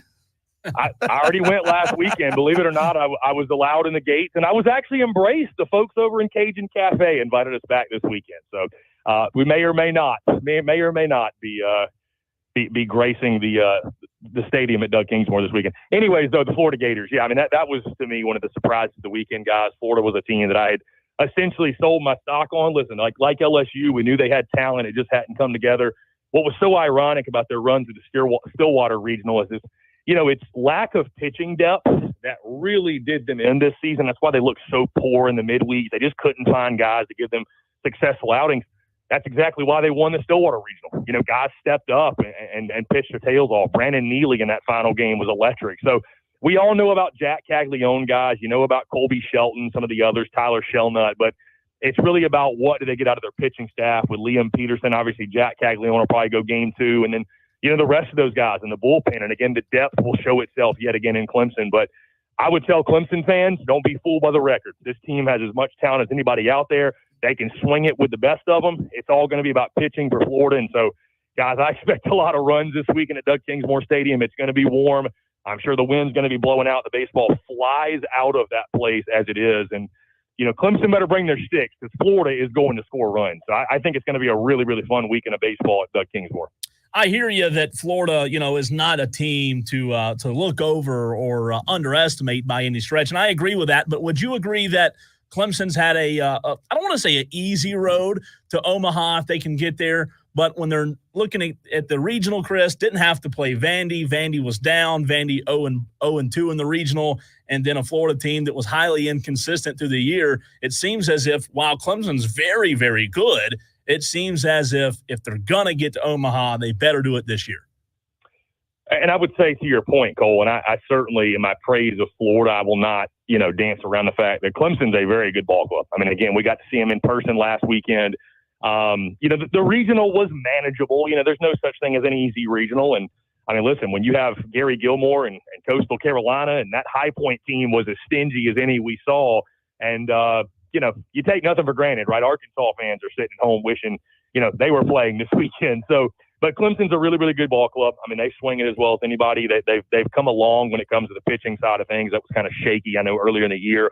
So again, guys, I expect this to be a 3-game series. But to your point, Cole, I mean, I think I don't know that you call it a favorable draw getting the Florida Gators. I mean, I think there are more difficult matchups for sure, but a Florida team that is starting to catch fire and hit their stride, it's going to be a tall order, no doubt. But guys, you got it at home. You're at Doug Kingsmore. I know you don't get the night game pitches, right? The schedule comes out today, and it's a pair of 2:00 first pitches on Saturday and Sunday. But Doug Kingsmore be rocking. You have that home field advantage. I would say this, though, Cole. I think Eric Bakich is going to build a program to last. I don't think this is a situation where you look at it where it's like, man, we better punch our ticket to Omaha, or who knows when we're going to be back in this situation. Like, I think Clemson baseball is going to be back to what they were under Jack Leggett. I loved that hire when they hired Bakich in 22. I thought it was a home run for them, no pun intended. And it's turned out that way. I mean, top 8 national seed last year, and now they're in this point. So I don't think it'll be, let me put it this way, I don't think it'll be another 14-year stretch without a super regional for Clemson baseball. So, but it is a great opportunity. Florida's a team with tons of talent, but they are very flawed. So, again, Clemson with a great opportunity to punch their ticket and end up back in Omaha. Chris, I was fascinated by the game we got last night, the nightcap for college baseball. Now that defending champs LSU are out, will any other fan base embrace the new challenge, the new tradition of buying up all the Jell-O shots in Omaha the same way LSU fans did? Will Rocco's financially recover from LSU being eliminated in Chapel Hill? That's a great question. Yeah, I mean, the LSU fans are they are their own breed for sure. And I say that as a compliment, by the way. They are awesome. They are super passionate when it comes to their baseball. Yeah, when it comes to the rest of the field, I certainly wouldn't Diesel count on Virginia doing it. They're more of the wine and cheese crowd, so I don't think you're going to see many Virginia folks, if they make it, taking Jell-O shots. Tennessee fans can throw down. They will throw down. I don't know that they're going to match LSU, but don't tempt them. Don't tempt them with a good time. I think they'll do it. I don't know about Clemson fans. Y'all tell me. I don't know if Clemson fans would be down to set that record. I mean, again, you haven't been to Omaha in so long. Maybe you want to make a point. And so I know Clemson fans are rowdy. I don't know if they'll beat out LSU fans there, but guys, I don't know. That might be one of those untouchable records. I'm telling you. First 2 comments. I mean, you think about it, man. LSU had people like local business owners calling up Rocco's and ordering like 1,000 Jell-O shots here and there. I'm not saying they cheated or anything, but it's going to take a serious level of commitment to beat the record. So that might be one of those kind of like Cal Ripken type of deal. That might be one of those untouchable records. Yeah, Chris, I don't know about the Jell-O shots from Clemson fans, but if they do make it to the regionals, maybe the 8-ounce middle school pet milk cartons will be in trouble in the city of Omaha.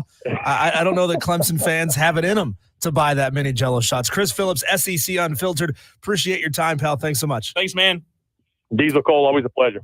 That is Chris Phillips of SEC Unfiltered. We appreciate him taking the time to jump on with us a little bit earlier today. His duties, Cole, have created kind of a time conflict from when we used to really enjoy having him on in the 4:00 hour. He is now doing a live show, I think at 3 to 5. So he's not able to jump on with us in time that we like to. But, hey, we like to have lots of extra time with Chris Phillips to talk all things South Carolina and SEC sports. So we bring him on a little bit early for you. A little live score update. Oklahoma has tied the ball game 5-5, top of the 7th. This is the game that'll decide who goes to the championship finals. And Cole, when we come back, are the Carolina Panthers really worth $1 billion stadium upgrade? Have they earned that from you, the taxpayers of the city of Charlotte? We'll talk about that next here on Wire to Wire, 97.7 FM in Greenfield, 97.1 FM in Spartanburg. Tolo, we are the fan upstate.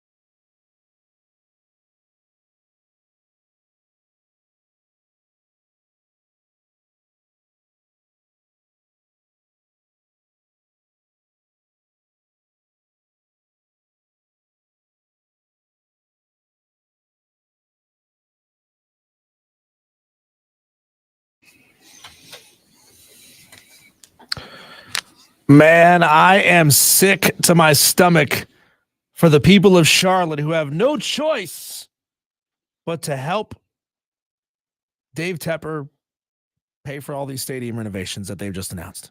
I thought the concerts are going to pay for them. Is Well, that not what the concerts are for? They didn't book Taylor Swift, Cole, so they're not going to make enough money off of these concerts to do all the work that they want to do. If you haven't heard yet, the Carolina Panthers have announced a massive new Bank of America Stadium improvement package that will cost roughly $1.3 billion.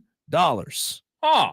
Unreal amount of money, Cole. $1.3 billion renovation package going into Bank of America Stadium. You know that Dave Tepper has threatened to move the team. He has made some subtle statements saying the Bank of America Stadium is crumbling, saying that it doesn't have the infrastructure that it needs, yada, yada, yada. And all that has been an attempt to get the city of Charlotte to fork over a lot of money for stadium improvements. The NFL is not going to let Charlotte lose its team. There's so much money in Charlotte. They're not going to let that happen. But $1.3 billion in stadium enhancements have been announced, $650 million of which will come from the city of Charlotte, which will come from taxes, money that's already in the bank, money that's already realized. That money has already been spent by Charlotte residents. So whether you like the Panthers, whether you go to Panthers games, whether you hate Dave Tepper's guts, guess what? You have already paid into this fund. I think that there is a case to be made that Bank of America does need a facelift. I don't know that it needs 1.3 billion or whatever it is. I think what's so interesting though, Diesel, is they are, if you look at their stadium compared to most other stadiums in the NFL, they are behind. There's no doubt about it. Okay, but they're not living in the Stone Age, okay? When coaches have to call up to the booth, they're not using a tin can and a string. No. Let's not But act that's like not stadium though. Right, let's not act like it's an old, decrepit, crumbling building, okay? I mean, I fully agree that a stadium that was built, in the, what was that, late 90s? I don't know. Early 2000s? Well, I don't know when that stadium opened. I'm fully aware that stadium is not a state-of-the-art the way that new stadiums are, Cole. But this amount of money that they are putting into the stadium, especially when you compare that to what new stadiums cost these days, what two of the newest stadiums in the NFL cost, I'm not sure where all this money is going. So again, $1.3 billion going into stadium improvements for Bank of America Stadium, $650 of which will come from the city of Charlotte, $688 million will come from Tepper Sports and Entertainment. So, I mean, in that sense, it's nice to see Dave put his money where his mouth is. Over half of the money that's going into all of these stadium enhancements will come from David Tepper's company. He is worth $20 billion, so he's got the money. But you and I both know that rich dudes don't get rich and don't stay rich by spending all of their money. He's not going to spend, 1/20th of his net worth to renovate his stadium. Rich dudes stay rich by getting other people to pay for the things that they want to have done. Again, you compare that $1.3 billion that they've earmarked for this project to Levi Stadium, the brand new 49ers Stadium, that cost $1.67 billion. New Nissan Stadium there in Nashville cost $2.1 billion, or it's estimated that it will cost $2.1 billion once it's done. The good news, Cole, maybe it depends on how you look at it.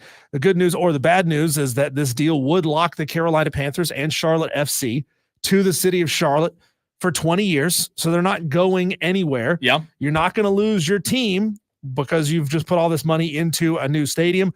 What are you going to get? Those of you who go to Panthers games, well, you're going to get brand new seating installed throughout the entire bowl. So all of the seats will be pulled out and new seats will replace it.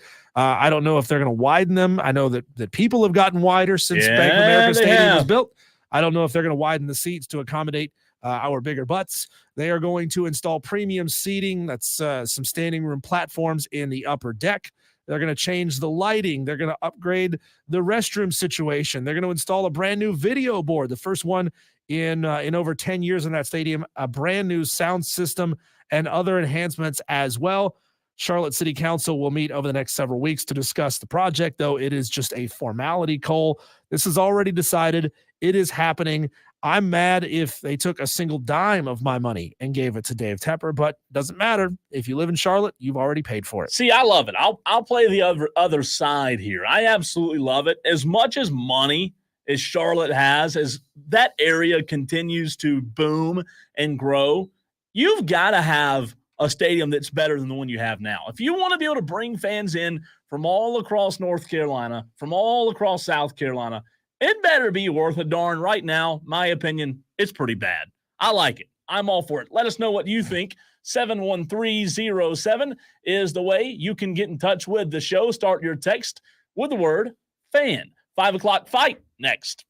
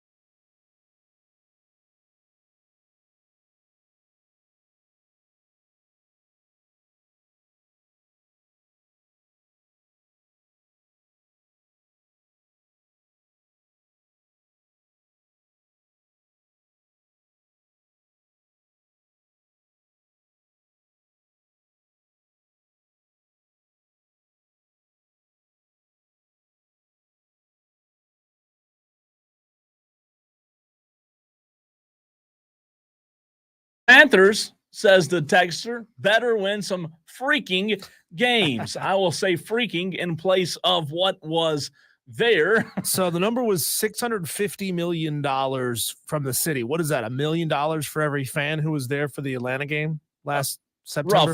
Roughly, probably so. Yeah. That's the game where tickets got down to 45 cents a pop. That's correct. Texter from the 436 says, fan, I really do think people are just hating on the Panthers Stadium renovations because the team has been so bad. The renovations look dope as hell. I'm excited. I get it, it's expensive, but no, that's because it's harder to work with something existing rather than starting over. No. And hold on, let me finish the text. Keep MF pounding, says the texter from the 366. Texter, it's not about the team being bad. It's about the owner embarrassing the living hell out of the city of Charlotte ever since he's bought the team. That's what this is about. This is about throwing drinks on people. This is about walking into bars and strong-arming the ownership because you don't like the sign out front. It's about him tanking the franchise. It's about him making dumbass decision after dumbass decision. It's about him insulting all the people who have operated the entertainment scene in the city of Charlotte for the last 40 years by saying, well, there were no concerts in Charlotte before I came along. Like, the dude is a jackass. So do you and think- I would be pissed if any of my money went to support that jackass's dream and vision. So would you say that as long as he's the owner, you'd be against any stadium upgrades? I would be against my tax money being used for stadium upgrades. Really? He can use whatever money he wants to. He can use his own money. He can privately fund it with his billionaire buddies if he wants to. I don't. He might not have buddies. Well, that's true. Oh, well, no. Remember, he said he's got a lot of people who are loyal to him who would speak at his funeral. Cole says people don't leave me. Says everybody, right? Yeah. Says everybody. Good texter. We appreciate you chiming in, both of you, even though I couldn't read the one of the words in the text. Every single day at 5 o'clock, it's time to fight.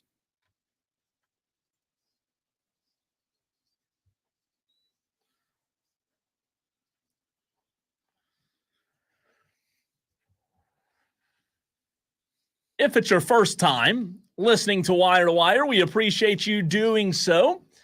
This is the newest afternoon sports show in the upstate. Every single weekday on your radio dial.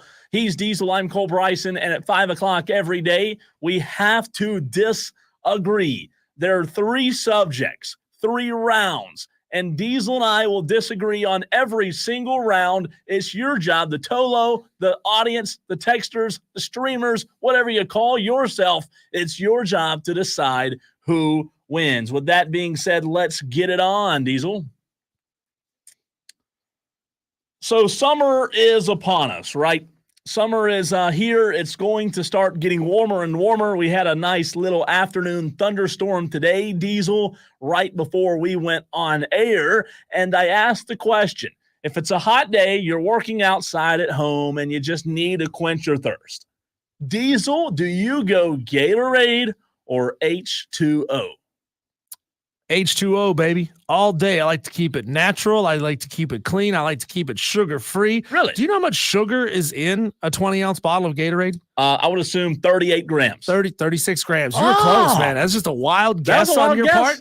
That's a wild guess. It's about half the sugar that's in a Coke. A 20-ounce bottle of Coke has 64 grams of sugar. Wow. So it's about half the sugar. But, man, like, I don't like a ton of the flavors of Gatorade. Like, I know growing up, I always hated the flavor of lemon lime Gatorade.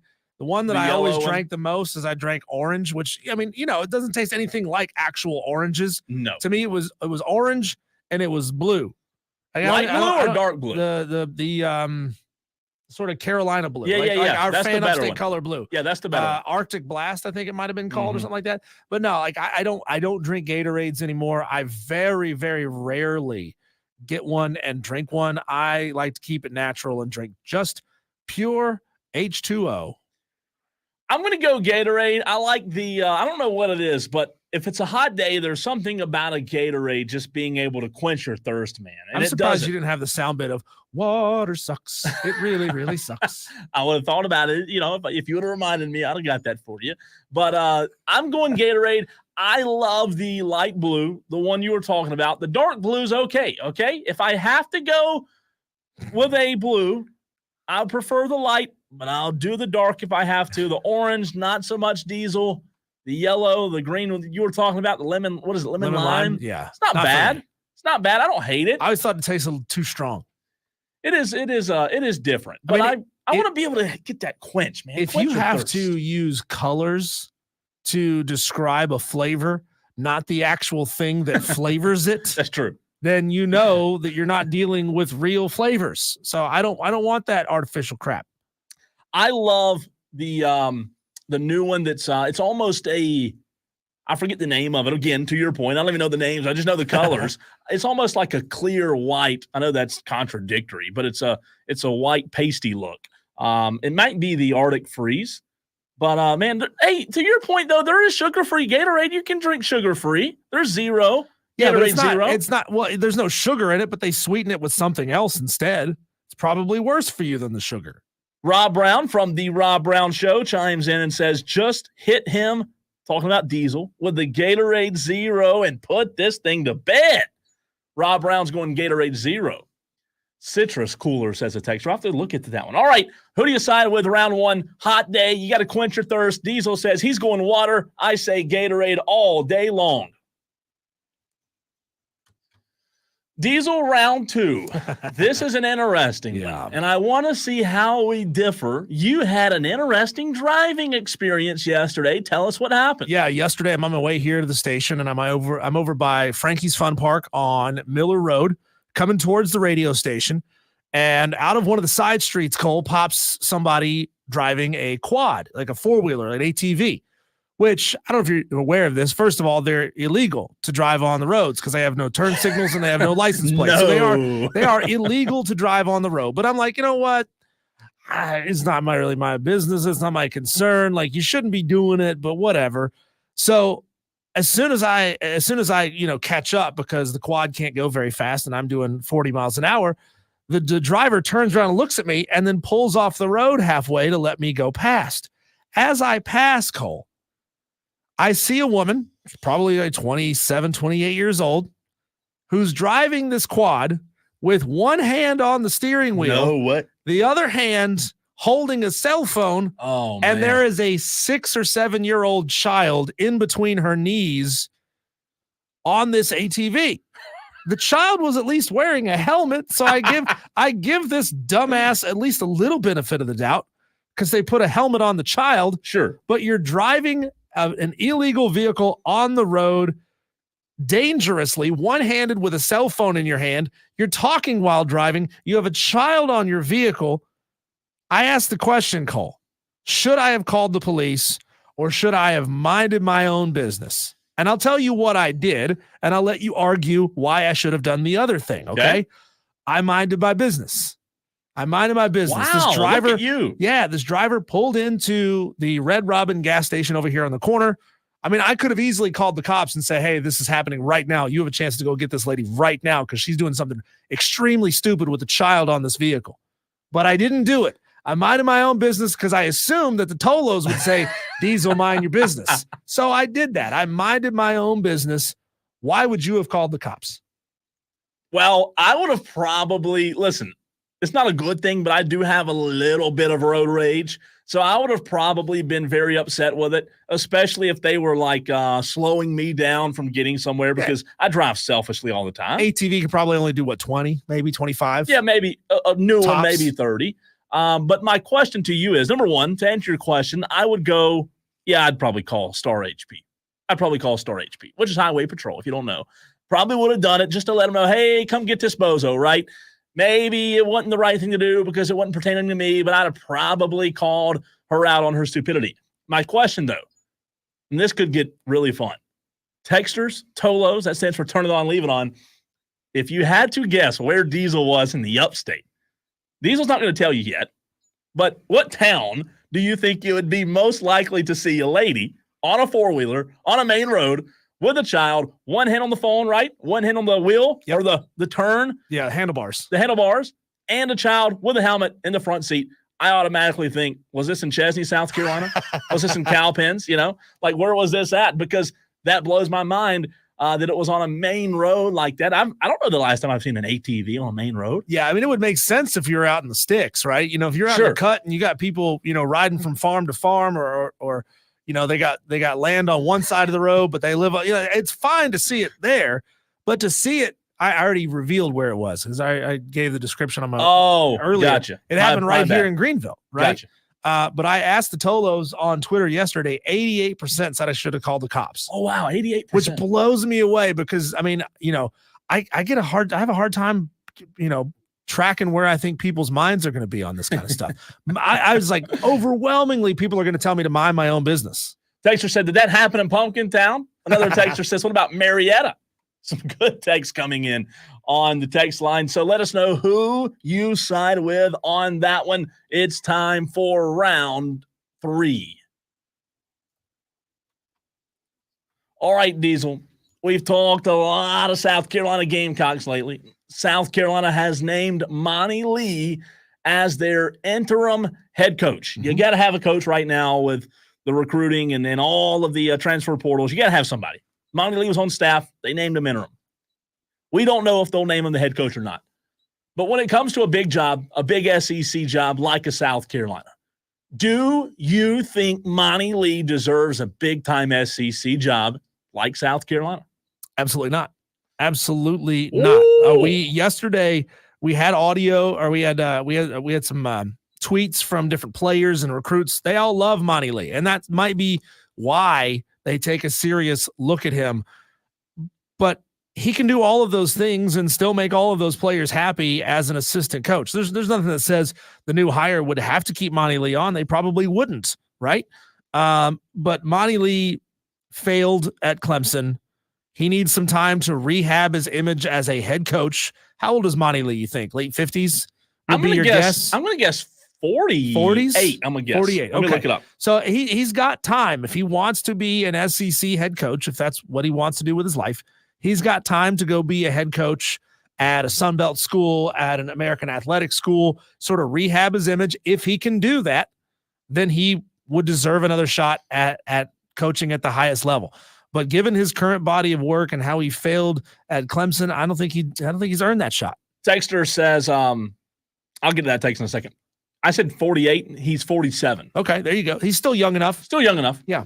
Get to that text in a second. Diesel versus Civilian was round 2. Round 3, does Monty Lee deserve a big-time SEC job? I say, look, he's been around baseball for a long enough time to know what it takes. And yes, he failed at Clemson. However, I'll play devil's advocate by saying sometimes in sports, in life, whatever it may be, I think that you sometimes have to fail in order to succeed. Is it a good look that Monty Lee failed at a big-time job like Clemson? No, it's not. I agree with that, Diesel. I just do think that he still does know enough and he does have what it takes to relate to players and get the most out of the players. Would I call Monty Lee first? Would he be my first phone call? No, absolutely not. I just think that sometimes even a good coach can have a bad stint somewhere. So I'll say yes, he does deserve a job somewhere. So Monty Lee at Charleston was 96 and 53.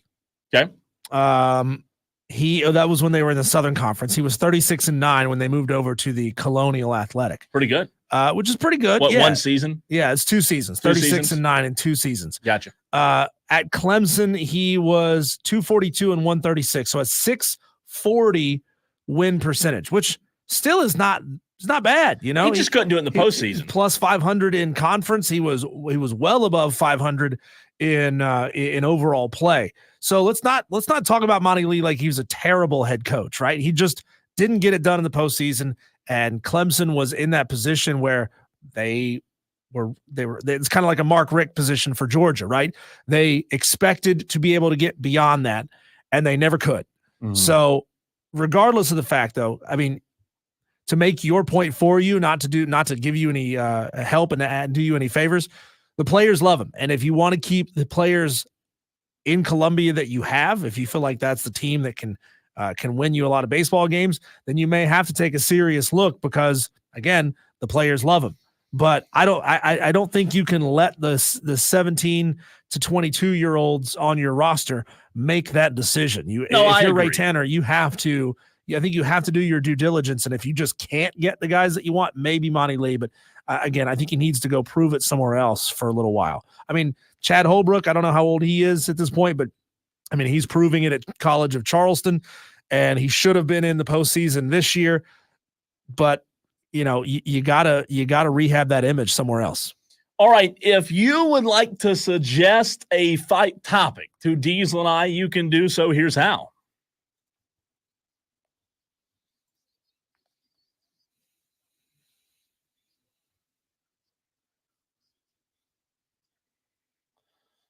So a lot of text, a lot of messages on the stream. To recap, round one was very simple. On a hot day, what are you choosing? You going Gatorade or you going water? Diesel said he's going with the plain old water. I say give me Gatorade. Texter texts me personally and says I'd say go natural light. Well, I think a lot of people would probably say that as well, right? Go natural. Nothing like Taste of the Rockies to rehydrate you, huh? That's Coors Light, I know. I'm just saying. Diesel, you want to take the stream or the text line? I'll go with the stream. You go with the text line. You go first. Okay, let's see here. It says, let me find the first one here. That's a lot of text that coming pertains in right to this. Madcraft says Gatorade Zero Sugar is amazing. Let's see. Madcraft says Cole wins round one. Yellow Gatorade Zero Sugar almost tastes natural. Let's don't go there. Let's see here. Spur Daddy says Diesel wins round one. Madcraft says Diesel didn't play golf cart tag at Ocean Lakes when he was a kid, and it shows. No, I didn't do that, Madcraft, but I did flip over a three-wheel golf cart trying to drag a greased up knee board behind it. So I got that going for me. That's on my resume. Madcraft says Diesel wins round two. Spur Daddy says I win round two. Let's see here. Madcraft says got to go with Diesel on round three and the win. I appreciate Cole's point, though, talking about Monty Lee. Spur Daddy says Diesel wins round three. So Madcraft went you and Spur Daddy. I got Madcraft and Spur Daddy's vote today. Man, how about that? Let's see on the text line. Texter from the 561 says Cole wins round one. That was actually JT and Greer. Texter says Powerade Zero Sugar for the win. How about Citrus Cooler? That's the win, says one texter. I have no idea what color the Citrus Cooler. I would guess an orange, maybe. Texter says the white ones are cherry. Seriously? The white Gatorades are cherry? What sense does that make? People who call these things cherry and orange and lemon lime have clearly never eaten a cherry and orange or a lemon and a lime. I haven't. I'm just kidding. God, y'all need to eat some real fruit.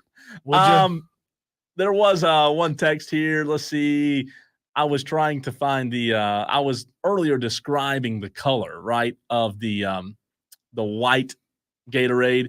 Texter from the 344 says it's white cherry, I think. Pasty white substance. Geez, Cole, you can't say that. Appetizing. Sorry, Texter. I apologize. 587 says the cool thing about drinking a lot of the blue Gatorade is that it turns out your number two turns your number two green. Oh, gotcha. Thank you for clarifying that. I did that once on St. Patty's Day in college, drinking enough green beer that number twos came out green. Wow. Very nice. You're welcome for that bit of information.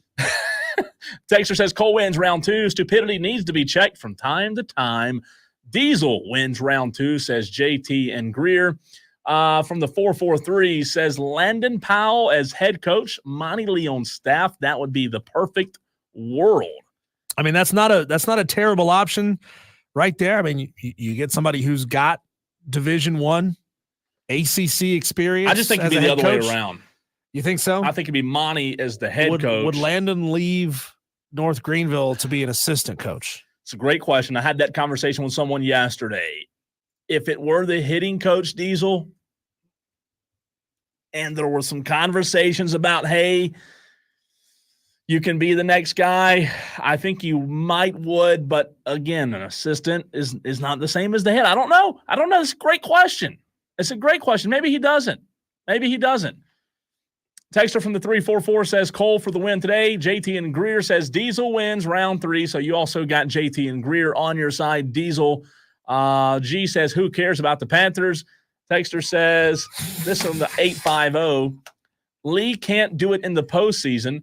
is a hell of a comment when you just fired Kingston for not doing it in the postseason. Texter says Diesel round 1, Cole round 2 and 3. We appreciate that, Texter. 349 says, I wanted fresh blood. Talking about Gatorade flavor? Oh, no, just kidding. Kidding, Texter. But we tried that in football. Common denominator amongst them all is Ray Tanner. Maybe he just doesn't need to make the decisions. CJ from Greer says Kool-Aid's the best. No, not better than Gatorade. Are you kidding me? That's a bad take, CJ. 470 Diesel says, I don't think Powell would leave. A sure lock for World Series yearly versus a hope and a prayer for going to the regionals. That texter basically saying at North Greenville he has a better chance of winning, which is probably true, Probably right? true, yeah. Probably true. I mean, Chris Phillips said it earlier. He goes, it's a whole different level of pressure being in D2 versus D1. He goes, I'm not trying to disparage North Greenville and the level of ball that they play, but it is a different beast. And that is absolutely true. I think Landon, if he aspires to be an SEC level head coach, has got to go get experience at a Division I school, and he's got to do it soon if that's what he wants to do with his life. Again, you and I have had conversations with him multiple times in the past. He loves where he is. He loves doing what he's doing. He loves, shepherding young players into a better life, and he enjoys that. So I don't know. I don't know that if South Carolina doesn't hire him this time around, I think maybe that he stays at North Greenville for a very, very long time. Penny in Simpsonville says Diesel round 1, Cole round 2, Diesel round 3. Last thing I'll say to that point, I'm Diesel, shocked that people think I'm wrong for not calling the cops. Yeah, I guess so. They wanted you to pick up the phone. Yeah. Star HP, man. Listen, last thing I'll say, and I know we heard from Chris, and I hear you, and I get it. I understand that it's a different beast. But Dabo Sweeney had zero experience when he got the job at Clemson. Did anybody think Dabo Sweeney, a wide receiver coach / ex-realtor, would take Clemson to unprecedented heights and win 2 national titles? I don't know that anybody thought he would. I think South Carolina baseball fans fancy themselves, relatively speaking, and a higher class of that sport than Clemson fans did at the time. Yeah. Been a long time removed from the Danny Ford National Championship through Tommy Bowden and other coaches before him, before they eventually got to Dabo Sweeney. So maybe that was maybe somebody saw something really special in Dabo Sweeney. Maybe they thought Dabo was the best they could do at the time. No, and that's a good point. It obviously worked out real well. It did. All right, Diesel, coming up next, you have a very interesting question. I cannot wait to hear this because it pertains to fishing and getting rich. Is that right? It does, Cole. I think it might be a new pastime, something new that you and I need to do live on this show. Maybe we can do a live show while we're engaged in this activity, and maybe we get rich doing it at the same time. We just throw all the equipment in the lake and quit our jobs right then and there. Crazy story coming up for you next on the Fan Upstate.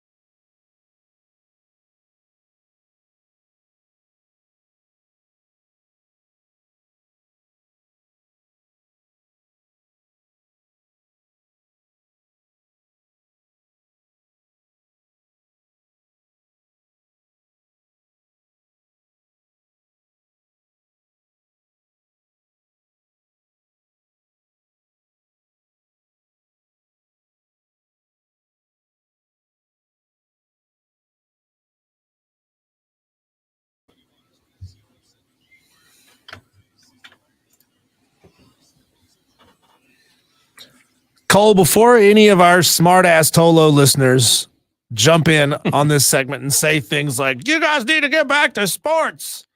First of all, there's not a lot of live sports to talk about right now. Second of all, what we're talking about right now is a sport. Yeah. Adjacent, kind of.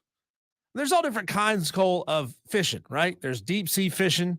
There's trolling behind a boat. Mm-hmm. There's freshwater fishing. There's river fishing. There's fly fishing.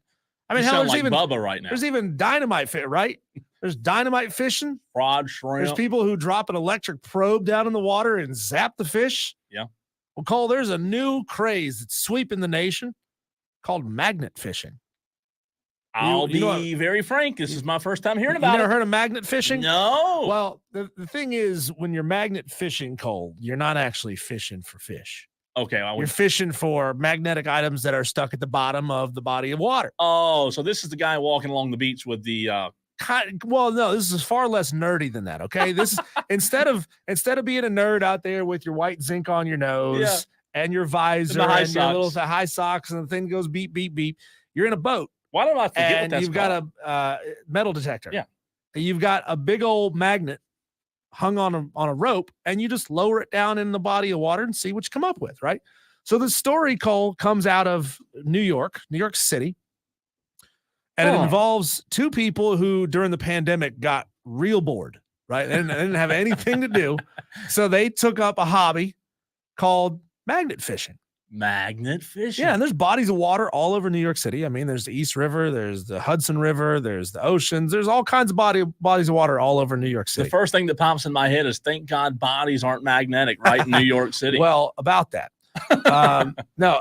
So this couple, their names are James Kane and Barbie Agostini, were magnet fishing. Again, they started it during the pandemic because they were bored and they kind of started to find some fun stuff.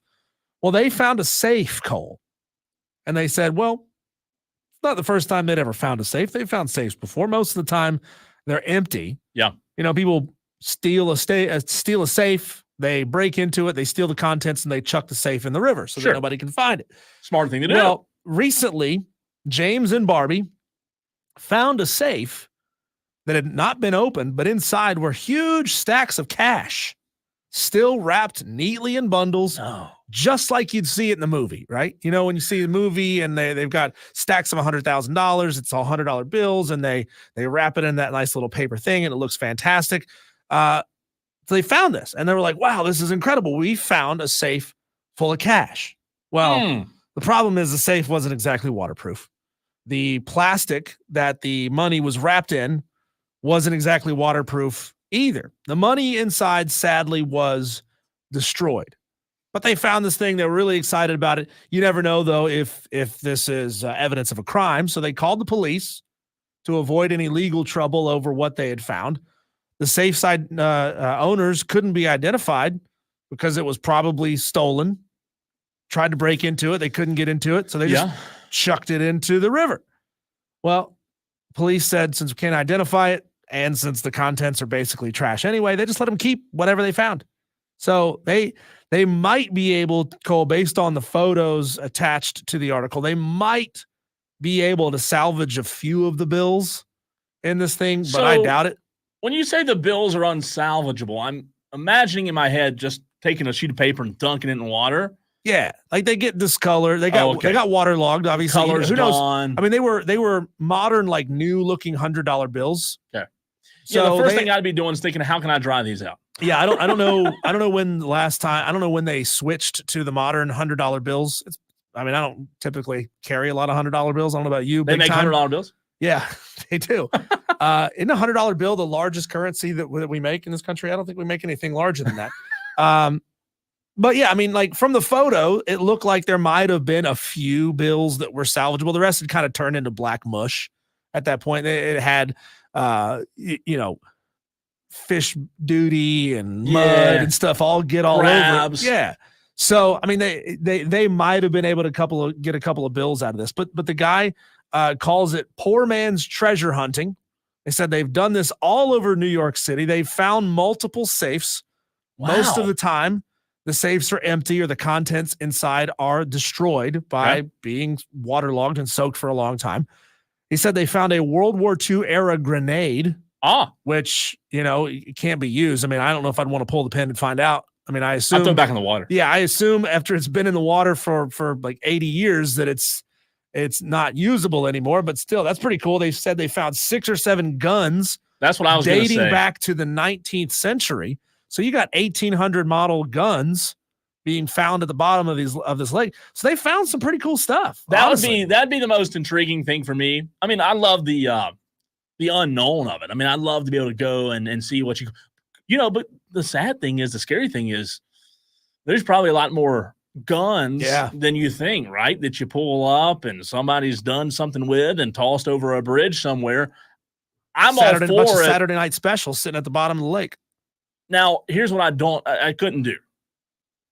I couldn't just randomly go down a pier or a bridge with a magnet and a pole. I'd have to have some kind of sonar. We've gotten spoiled as fishermen, right?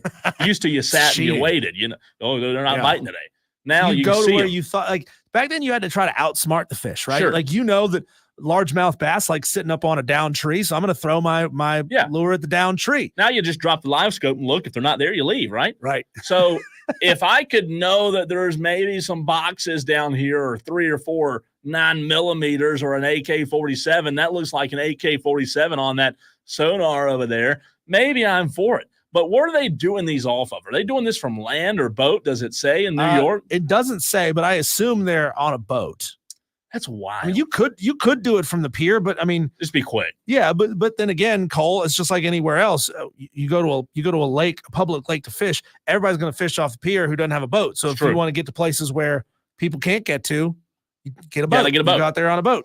You gotta get a boat. Yeah, I mean, I wonder, Cole, what kind of redneck treasures would we find around the upstate? Oh, around the upstate, you'd find some. Yeah, you would definitely. A bunch of high point guns have been thrown out there, like cheap guns used in a crime, thrown out into the lake. I've thought about that a lot, man. Like, the lakes that I fished growing up around here. I mean, car parts, engine blocks, car parts, maybe tires. I mean, they wouldn't be magnetic, but the wheels might be. You wouldn't think there's a ton valuable. I would think there's a lot of tires. I don't think you'd find a lot of valuable stuff like catalytic converters or anything, would you? Because those are worth stuff, right? No, probably not. Maybe unless it was hot and they just said we got to dump it. But I could see think about the I-85 bridges over Hartwell Lake. So like down at Hartwell, I'll bet you people throw stuff off of those bridges all the time. Sure, you got to go dump something in the middle of the night. You throw it off the bridge. You keep on going. So I'd be willing to say if you magnet fish right there, you might find something pretty cool. I'm for it. I'm interested in it. I don't know that, I don't know that it would get me excited like normal fishing does. But if I got lucky 1 or 2 times, Diesel, and could pull out a little bit of cha-ching. Madcraft says I can't call fishing a sport because there's no defense in fishing. Oh, that is he did get you on that one. That is my policy. He got my policy. Trey says, I've seen $1,000 bill in person. Do they make? There's no way. No way. $100 bill is the largest current currency. Though it does say here the United States no longer issues bills in larger denominations, such as $500, $1,000, $5,000, and $10,000 bills. We used to have $10,000 bills in the United States. I will say this, what? Not to get personal with Trey's personal life, but Trey does have some family who's in law enforcement. Maybe he has seen $1,000 bill. Wow, Trey, that's pretty. Trey cool. told me when we were at Dave & Buster's, he told me about some family he had. Trey, that's pretty cool. If you ever seen $1,000 bill, I'm pretty jealous because that's something I'll never see. Right? Madcraft points out, says river swimming holes in the mountains could net you watches, phones, rings, and wallets. That's true, Madcraft. I found some really cool YouTube videos of people river diving, like scuba diving in rivers to see what they could find in popular swimming holes. And yeah, there's all kinds of expensive Are phones stuff. magnetic? No, I don't know that there's enough metal in a phone. Like there's aluminum in phones, right? There's silver. There's some silver in phones on the backs of the screens, but I don't know that there's enough. It's like a lot of glass. Maybe if you've got like a new phone, like a MagSafe phone. Oh, fancy over there. Yeah. Big money. Maybe you could connect to that, but I mean, then again, it's worthless at that point. It's just a waterlogged hunk of plastic. Cole, you know about that because you just threw yours in the lake. Well, I had it. I did recover it. Unfortunately, it didn't last long. Text from the 432 says, I've got 2 missing wrought iron chairs missing off my dock at the lake. Someone please come find them. So can I tell a terrible story about this magnet fishing? Like, this is bad. I shouldn't tell this, but I'm going to tell it anyways. There's no bad words that's going to get me in trouble, but it's a What's the just a statute of limitations on what you're talking about? it's bad. So listen, in high school, there was this guy. This is a true story. I swear to you. Guy in high school who had a stray dog that he picked up and just for whatever reason didn't think he was going to like the dog like he thought he would, right? So listen to what he does. I can't believe I'm saying this, but it just came to mind, so I had to tell you. He ties a cinder block to the dog and throws it in the lake. No. I swear to you. That's terrible. Is that not awful? That is awful. That is What's this guy's name? I can't remember. It was some high school. What's his first name? I really don't even remember his first name. Seriously, it was in high school and he just told the Todd story. Colehep? No, I don't. Seems like something he would do. It does, but no, I'm telling you, man, I can't even stand to tell that story from his. It's That's just terrible. It's just awful. I'm a dog person. That's too. terrible. I gotta tell it though. Speaking of fortunes here, Have no Colton, to filter. bring this back to sports here for just a minute. Yeah. Not worth really going into deep on this story. But Justin Jefferson of the Minnesota Vikings just signed a 4-year, $140 million contract extension. That makes him the highest paid non-quarterback in the NFL. His deal surpasses Nick Bosa's deal, where he was the highest paid non-quarterback in the league. His $35 million a year deal tops Amon-Ra St. Brown's market-setting deal that was just signed in April. $89 million fully guaranteed. So he's got another $51 million in incentives. Yeah, I heard Rim Jome talking about that earlier today. My new name for Rim Jome. I heard him talking about that. He does a good job. That Rim Jome does a good job. That's a lot of money, man. But Rim Jome job. I think don't keep going there. I do think that there's a lot of people that feel that as if that's a lot of money and an NFL player shouldn't make it. But Justin Jefferson probably deserves it. I mean, he's really, really good. All right, coming up next, Clemson fans, I need to hear from you. 71307. Start your text with the word fan. That way we can see your text. How we feeling? 3 days away. Clemson, Florida, Super Regionals, your team, 2 days away, or 2 games away, rather, 2 wins away from punching your ticket to the College World Series. Next.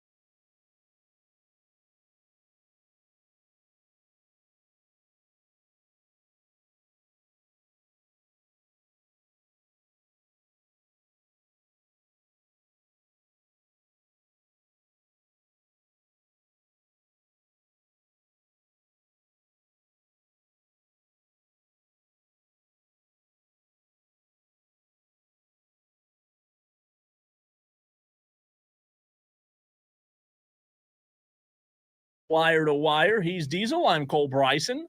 But I asked a question, and I want to let you know that I do believe that Clemson fans 1 week from today are going to be very, very happy.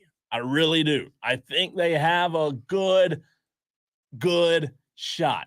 Texter says, Cole, all caps, I cannot believe you told that horrific story on air. That comes from Kirby. Sorry. I know it's terrible. I shouldn't have, but. Well, that takes us back to round 2 of the 5 o'clock fight. You definitely should have called the cops for that. Yeah, I should have. But high school, that's the last thing you're thinking about in high school, right? So I want to ask you, Diesel, if you were a Clemson fan, you got through your regional, right? You took care of business, as they say.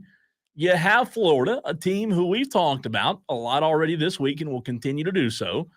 They're a team that is getting hot. Their pitching was really good against Oklahoma State. Their bats, when their bats are hot, you better watch out. When they put it together, the pitching and the hitting, they're going to be tough, but they were wildly inconsistent, Diesel, during the regular season. If you were a Clemson fan, how would your early lean be 3 days away? I'm feeling good about this. I think it's probably going to take 3 games to beat Florida. I think so, too. I don't think you're going to beat them twice in a row. It's possible you could, but I don't think that you will because they are a good hitting team. They hit a lot of home runs, but so does Clemson.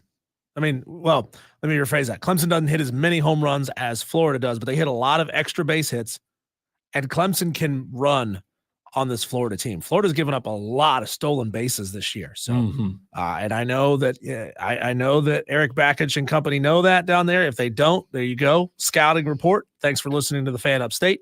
But Florida, a lot of teams have stolen bases on Florida this year. And if you can get yourself in scoring position, Clemson's bats can they can get a lot of doubles and triples. And they can score a lot of runs. So I feel good if I'm a Clemson fan, especially when you consider that it's a home game, when you consider the atmosphere that you just had this past weekend. You can recreate that in an afternoon game on Saturday and on Sunday. You got to feel as good as you possibly can. I mean, there's no locks, right? No, there's definitely not. Here's a fun question. This is a very fun question to you, Diesel. Better chance of happening, Florida winning in 2 or Clemson winning in 2 this weekend?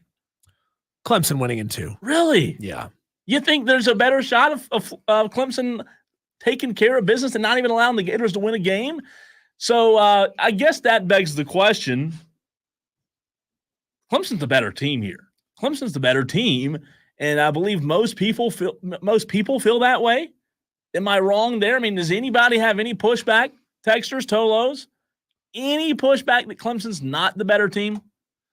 I think they're clear cut better, but I don't say they're way better. No, right? I don't think so. What I will say, this is probably a stretch. So I'm admitting that this is a stretch before these words come out of my mouth, Cole. Okay. They moved on from Monty Lee because he couldn't reach Omaha. Yeah. So if you've got 2 years in a row where Clemson makes the regional, in this case makes the super regional, but can't advance. No, that's what they hired Eric Bakich for. That's what they hired him to do, right? They hired him to take this program farther than it was under Monty Lee. And it sure looks like he's close. If you got 2 years in a row, though, Cole, especially if you get swept in 2. I mean, I'm not saying in any way, shape, or form that means you start looking at other options. No. because Eric Bakich is a fantastic head coach. He's the guy. I'm just saying this could be used as ammo against him in the future. It's the exact same thing that got Monty Lee fired. And so I'm thinking like 6-7 years down the road from now, that could be the reason they move on. You definitely don't want to start the trend right over, right? You definitely, if you're Eric Bakich, you definitely don't want to pick up where Monty Lee left off. I do think that Eric Bakich is a totally different coach, and the style that he coaches, the way he, gets the most out of his players. Everybody loves Eric Bakich. And Diesel, this is going to get a lot of people upset, but I'll tell you this. When I was there Sunday night, you saw the energy around that stadium. I'd say that right now, Clemson fans love Eric Bakich more than any other coach in Clemson sports. I mean, I really mean that. Eric Bakich, man, right now, he's the new kid on the block, and there's a lot of love for Eric Were you Backus. telling me reaching the Elite Eight didn't do it for Brad Brownell? Big Bad Brad. Sorry.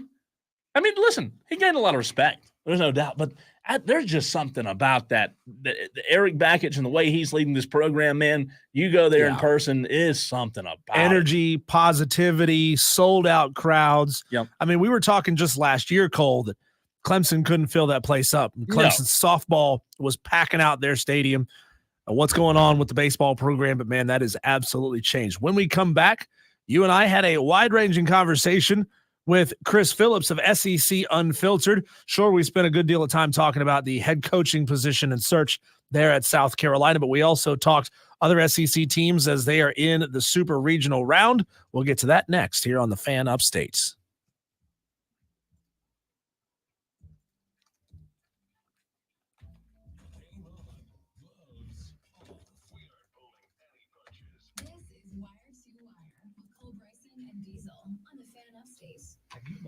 So I can go ahead and find that thing again. Yeah, here you go. I was like, could this work with my headphones plugged into that speaker? I'm not going to test it. You know? Yeah. I wanted to. It's all good. So I was talking to Andrew.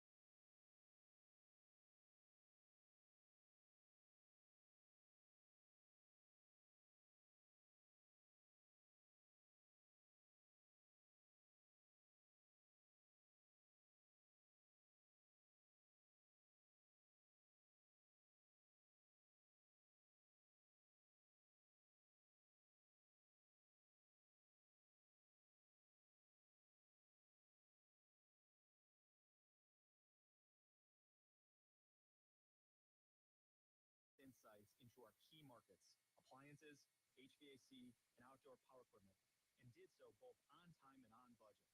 AmericanEagle.com has the resources, experience, and talent needed to produce solutions.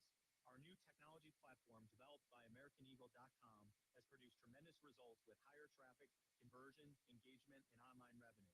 If you have any home repairs you need to take care of, check us out at RepairClinic.com. If you need a world-class website or technology project, then I would highly recommend AmericanEagle.com. Call AmericanEagle.com at 773-NETWORK. That's AmericanEagle.com, 773-NETWORK. It's BetMGM tonight. I'm not going to get offended if you're on the other side of me. Good. Some people on this network like to get mad if somebody's on a different side than them, and I don't get it. I don't care. Really? Yeah, we're fine. You know what? You bet something else, and we'll see what happens. Guess what? That's how life works. That's how sports betting works. I'm fading my damn Nats tonight. I was going upstairs, and I walked by the studio where the Nationals network broadcast is run out of, and the great JT DeVick upstairs said, hey, make sure you fade the Nats tomorrow. BetMGM tonight. Live sports betting updates as they happen. Weeknights at 7. On the Fan Upstate. Then here is Infinity Sports Network.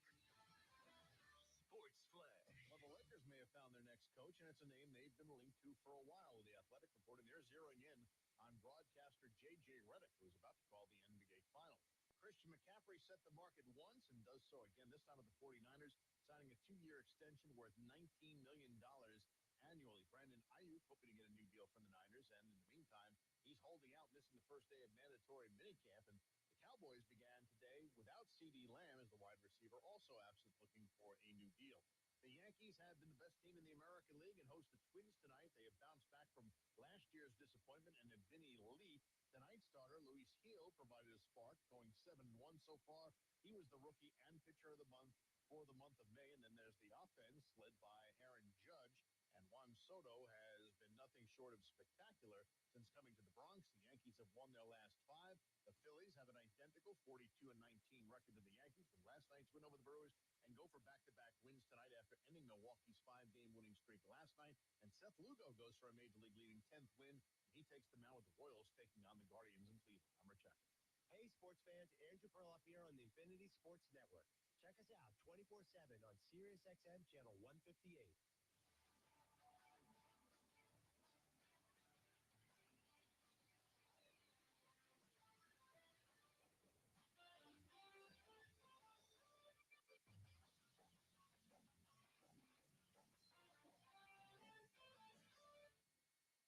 Sorry, but we actually have.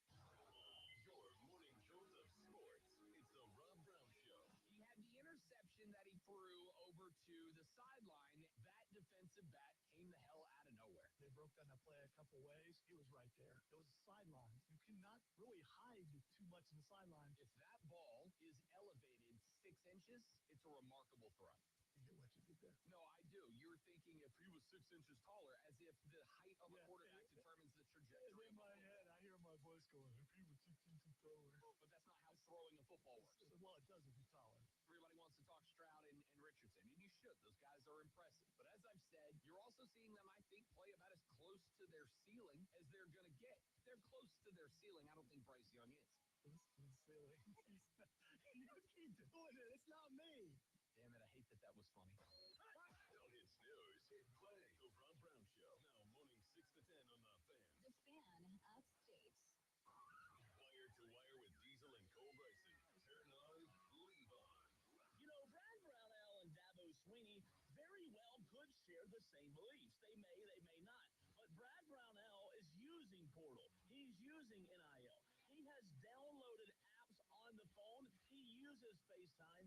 Dabo Sweeney, he hasn't even found a charger for his new phone yet. Wire to Wire with Diesel and Cole Bryson. Turn on, leave on. Afternoons 3 to 7 on the Fan. Upstate. WORD Spartanburg. WSBC HD3 Greenville, the official sports voice of you, the Upstate Fan. And Odyssey Sports Nation. You ready?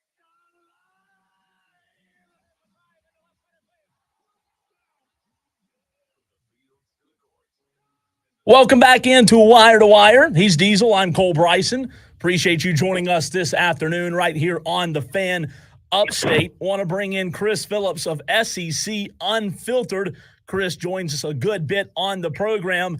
Chris, your initial reaction yesterday morning when the news broke that Mark Kingston has been relieved of his duties. Well, Cole Diesel, first things first, guys. Appreciate you having me on as always. Always a pleasure to talk ball with you guys. Wasn't surprised at all. You know, maybe the only thing that surprised me was how quickly it happened. But I've been saying for weeks, and after South Carolina was eliminated from the Raleigh Regional, especially the fashion in which it happened, right? Losing that game to James Madison, getting shut out in that ball game. It felt like the most no-brainer decision of all time. I mean, you know, I know there's a lot of people that get really uncomfortable when it comes to calling for coaches' jobs and calling for change. But, I mean, guys, this was one that, you know, normally you have some divisiveness on that. Some folks want to give the coach longer. They don't think that's what the real problem is. But I would say Gamecock Nation was unified on this decision. You know, it had been 7 years, 6 seasons, and simply put, guys, the standard had just not been met. And, again, how it happens, having that context is really important. You know, I just think the inconsistencies year after year, whether it was hitting, it was pitching, it was fielding, it just felt like it was always something. And so South Carolina, you know, having a losing record in SEC play after 7 seasons as well, it just, the standard was not being met. So I was not surprised at all, guys. Again, like I said, it felt like a really, really easy decision. I don't know if I expected it 24 hours after the season had ended, but to see Mark Kingston being relieved of his duties did not surprise me at all. Chris Phillips of SEC Unfiltered joins us here on Wire to Wire. Chris, generally speaking, which camp are you in for a program like South Carolina or any other SEC program hiring a new head coach? Are you in the hire a big name with experience guy who typically comes with a higher price tag, or are you more of a hire the up-and-comer guy, the one who's done great things at a slightly smaller school? South Carolina has done both across the board in all of their sports programs with a mixed bag of results. Yeah, it's a great question, Diesel. I think it's a program-by-program basis, right? I don't think all programs are built the same, right? If we're talking about an Auburn or a Missouri or Alabama or some programs of less tradition in history, I think you might have to roll the dice, right? Because it's going to be more difficult for you to attract a big name. When it comes to a program like South Carolina, guys, I've been very vocal on this, and we'll go ahead and just tackle it head on. I would go for a bigger name who has a proven track record of success. Here's why, guys. You've already rolled the dice once. You've already taken a flyer on a guy and trusted Ray Tanner's decision-making, and that Ray knows more than we do about baseball because obviously, I mean, he's crapped out more baseball than we know. This man won 2 national titles, took a program to 3. So you gave him the benefit of the doubt with Mark Kingston. It blew up in your face. It did not work. South Carolina is not a project school. This is not a project program. And I know this isn't a top 5 job in college baseball anymore. It's not maybe even a top 10 job in college baseball anymore, but it should be treated as such. Because when South Carolina is rolling and things are going good, that's the type of destination that it is, guys. So I just don't think this go around you take a flyer on somebody who is unproven. I think you go out. I would go get a big name. I would go get someone who's got a track record of success. I would go get someone who has been to the College World Series before and has actually shown he is capable of doing that, and he's going to be comfortable in the spotlight of being an SEC head coach. That's another dynamic of it, guys. The pressure cooker is a lot different, right? At some schools, they don't really care about baseball that much. South Carolina is not one of those. Like, baseball for a long time was the crown jewel of this school. It can be again, but you got to get that right, guy. Chris, you know as well as Diesel does that I have been Team Landon Powell since the news broke. My question to you would be, how do you know that any hire is a guarantee success? Because you said you don't want to roll the dice on this hire. Couldn't you argue that any hire in college baseball is rolling the dice?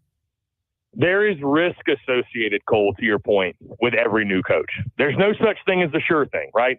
Now, there are levels of risk you can take, and this goes across all sports, by the way, right? Like, there's no guy out there that's a surefire thing. When South Carolina hired Steve Spurrier back in 2004, late 2004, that wasn't a surefire thing. That was a risk, but that was a risk you were willing to take and you felt really good about, right? So not all risks are built equally, okay? So when it comes to Landon Powell, guys, listen, I like Landon Powell. Had Landon Powell on my show 2 years ago, actually, around this time. Talked to Landon Powell about the opening at South Carolina, if and when there was going to be one, and would he take the job? I've had this conversation with Landon Powell, and I think Landon Powell, again, a Gamecock legend, played in the MLB, caught a perfect game, by the way, don't quickly forget, has done great things at North Greenville. I'm not saying it wouldn't be a cool, feel-good story, and I don't say this like with any personal, like I like Landon Powell, cool dude. He would not be my first call. He probably wouldn't be my second or even my third call, guys. He would be a great culture fit. He understands the program. He understands what it means to be a South Carolina Gamecock on the baseball field. All of that stuff is great, but there is no proof that this man is going to come in and compete and go toe-to-toe with the likes of Tony Vitello, Kevin O'Sullivan, Dave Van Horn. The list goes on and on. So, I mean, that's my biggest thing, man, is it's because you just don't know. There is no track record outside of Division II, and it's a different ball game, guys, going from D2 to the University of South Carolina in the SEC. How so? Again, how so? Yeah. Well, I mean, number one, the pressure is immensely different. The pressure is immensely different going from a D2 to a D1, any D1, much less the SEC. Now, the game of baseball, not much different. But, guys, I can tell you this, and it's no knock on Landon Powell. It's no knock on North Greenville. But I'm going to tell you how North Greenville has built that program. What they've been able to do is take a lot of D1 guys that washed out for whatever reason. There's grades, they got in trouble, whatever it is. They've been able to get those guys to transfer in. Give Landon Powell credit for getting them, But that's not really going to be the case at South Carolina. Like, you're not going to be able to kind of take the scraps of D1 and pick on everybody else at the D2 level. Like, you just can't do that. So I'm not saying he hasn't recruited guys normally, but that's how they've built a lot of their success. A lot of guys from South Carolina have gone there and had a lot of success. So I'm just saying it's going to be a different ballgame for him. Like, you're going to have to go out there, recruit guys. It's going to be different recruiting in the portal. And so maybe he can do it, guys. And maybe with 5-6 years, we're talking about that was the best decision they ever made if they do hire him. I just would be going for a more sure thing if I were Ray Tanner in the administration. Chris, Cole brought up a fascinating way of looking at it yesterday, a tier list of the coaches you may be able to get between this price range and that price range. We know basically what Mark Kingston was making there at South Carolina. So to what extent do you see South Carolina's Board of Trustees opening up the wallet and essentially giving Ray Tanner a blank check? Is that where you think this hire is ultimately going to go?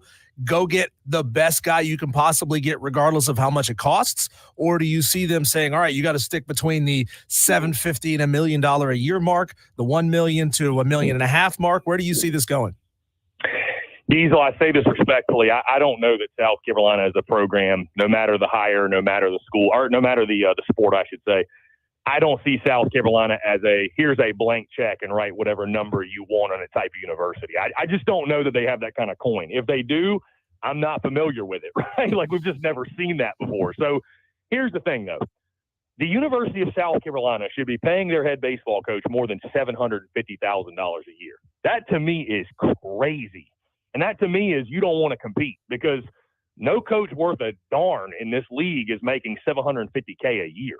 So I think you need to double that. I think you can live somewhere in the 1 to 1.5 million, but that's what top tier coaches are making. And, like, do you want to compete or do you not? And Mark Kingston felt like you're trying to get the best sale at Costco kind of hire. Like, that's what it felt like. It felt like you were trying to get the best kind of guy for the cheap. And I just don't think that's the best way to operate. So now, granted, listen, you can't go out there and pay $2.5, $3 million for a head baseball coach. I understand that. But I think you got to at least reach the 7-figure mark. I think doubling what you were paying before, you find the right guy, it's going to be worth every single penny. So, Chris, you mentioned the South Carolina football hire years ago when they hired Spurrier. Well, there being a little bit of a risk, but as you said, I agree 100% with you. You felt good about it. Who's that guy for the baseball program?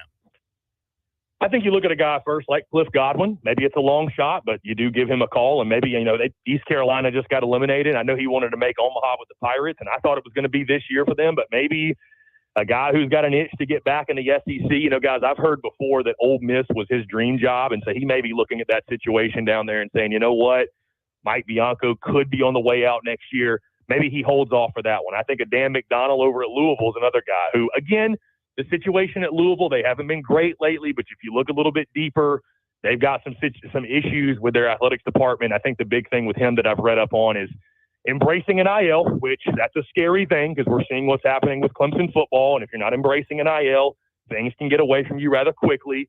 Outside of that, guys, there's been a couple. I think Chris Pollard at Duke is another one where, listen, Duke, kind of like their football program, it's much more difficult to win at Duke, right? And he's won at a very, very high level, getting the Duke Blue Devils to, reaching heights they never had before on the baseball field. So, those are a couple.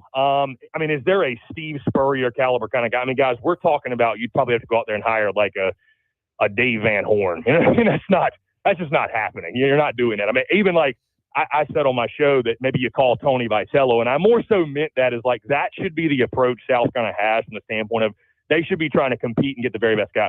They're not going to get Tony Vitello. Tony Vitello is not leaving Tennessee. Chris Lemonis is a name I've heard thrown about. Now, that one's really interesting because Chris Lemonis is a guy that I thought early in the season maybe Mississippi State should consider moving away from.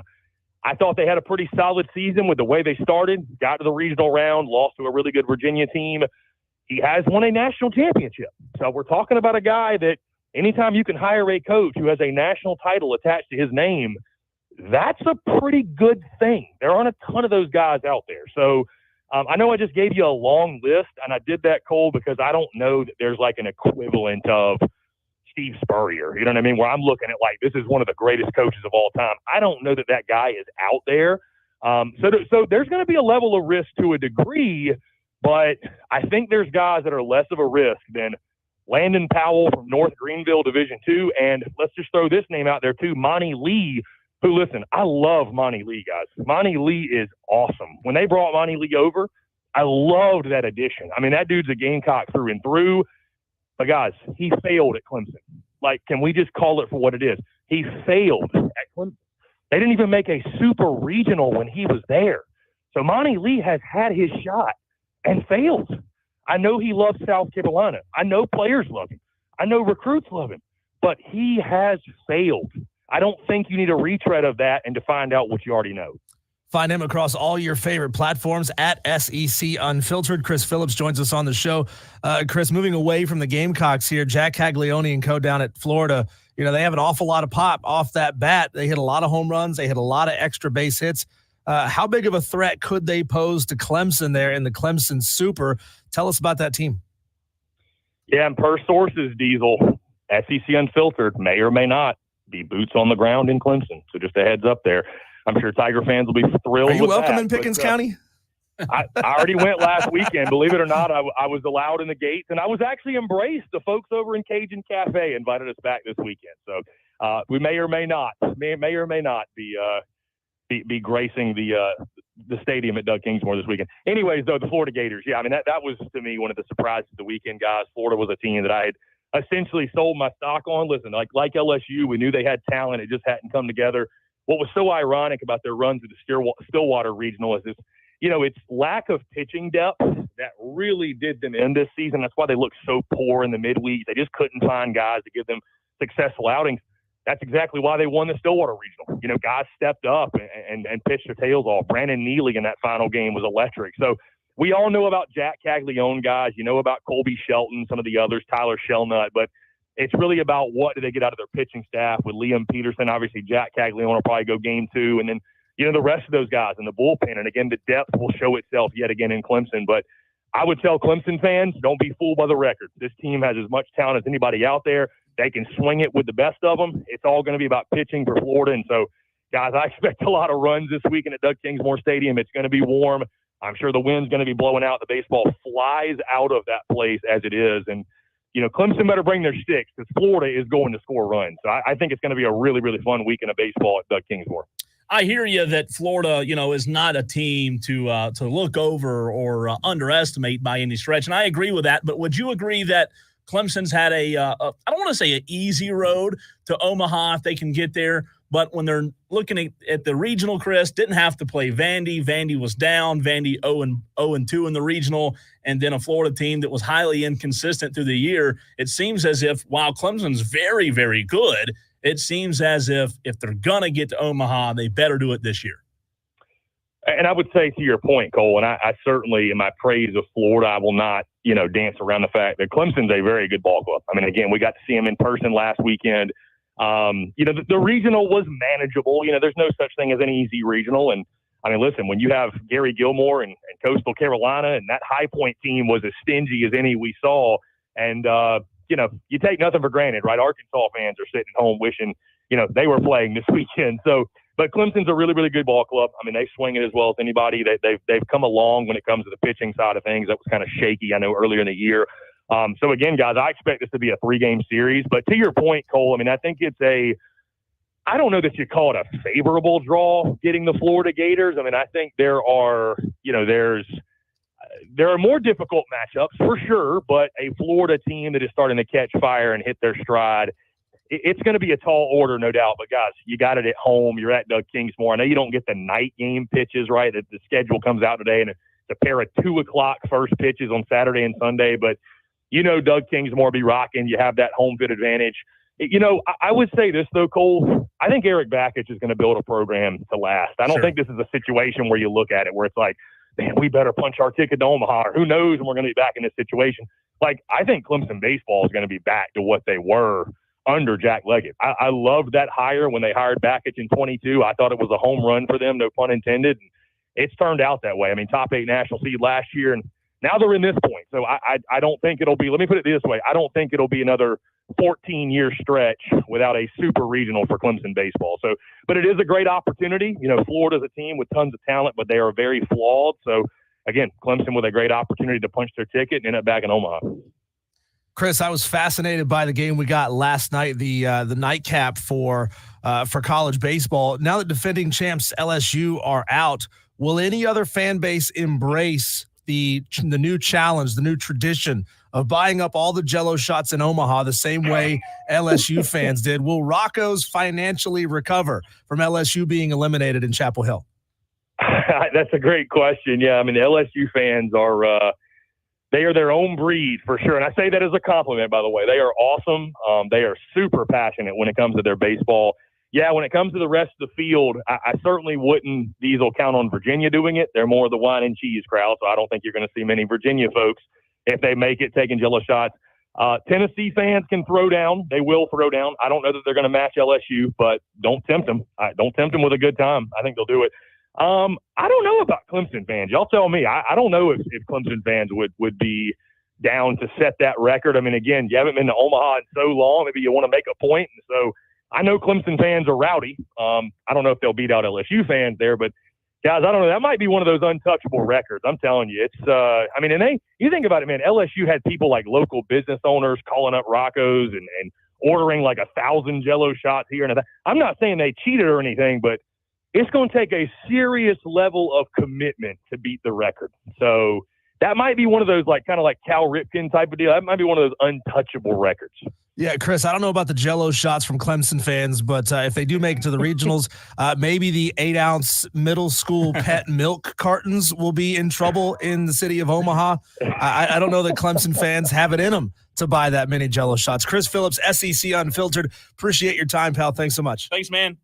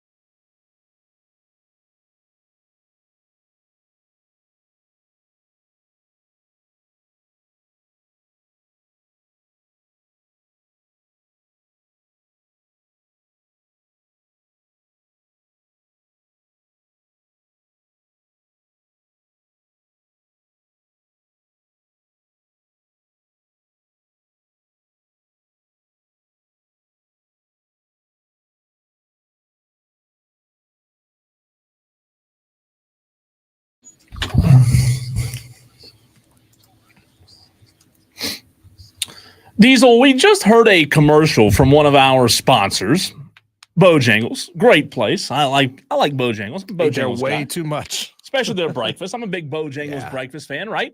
Do you have issue with a bird dog? It's a chicken strip and a hot dog bun.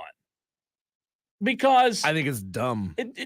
What is the difference between a bird dog and a chicken sandwich? Answer me that.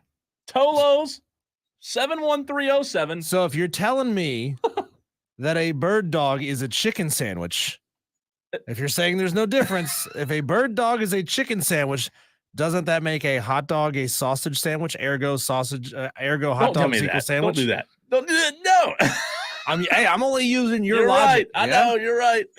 The only difference here, Cole, is the shape of the bread, which is long, elongated, and has a little connective tissue at the bottom. So let me ask you this, Cole. Connective tissue. Let me ask you this. You're at a summertime barbecue, right? You're making your hot dog, and you put the wiener in the bun, and you, for some reason, you have a little too much gusto, and the bun separates. That little bread hinge that's on the back side of the bun, it separates. That sucks. Does that then officially make it a sausage sandwich?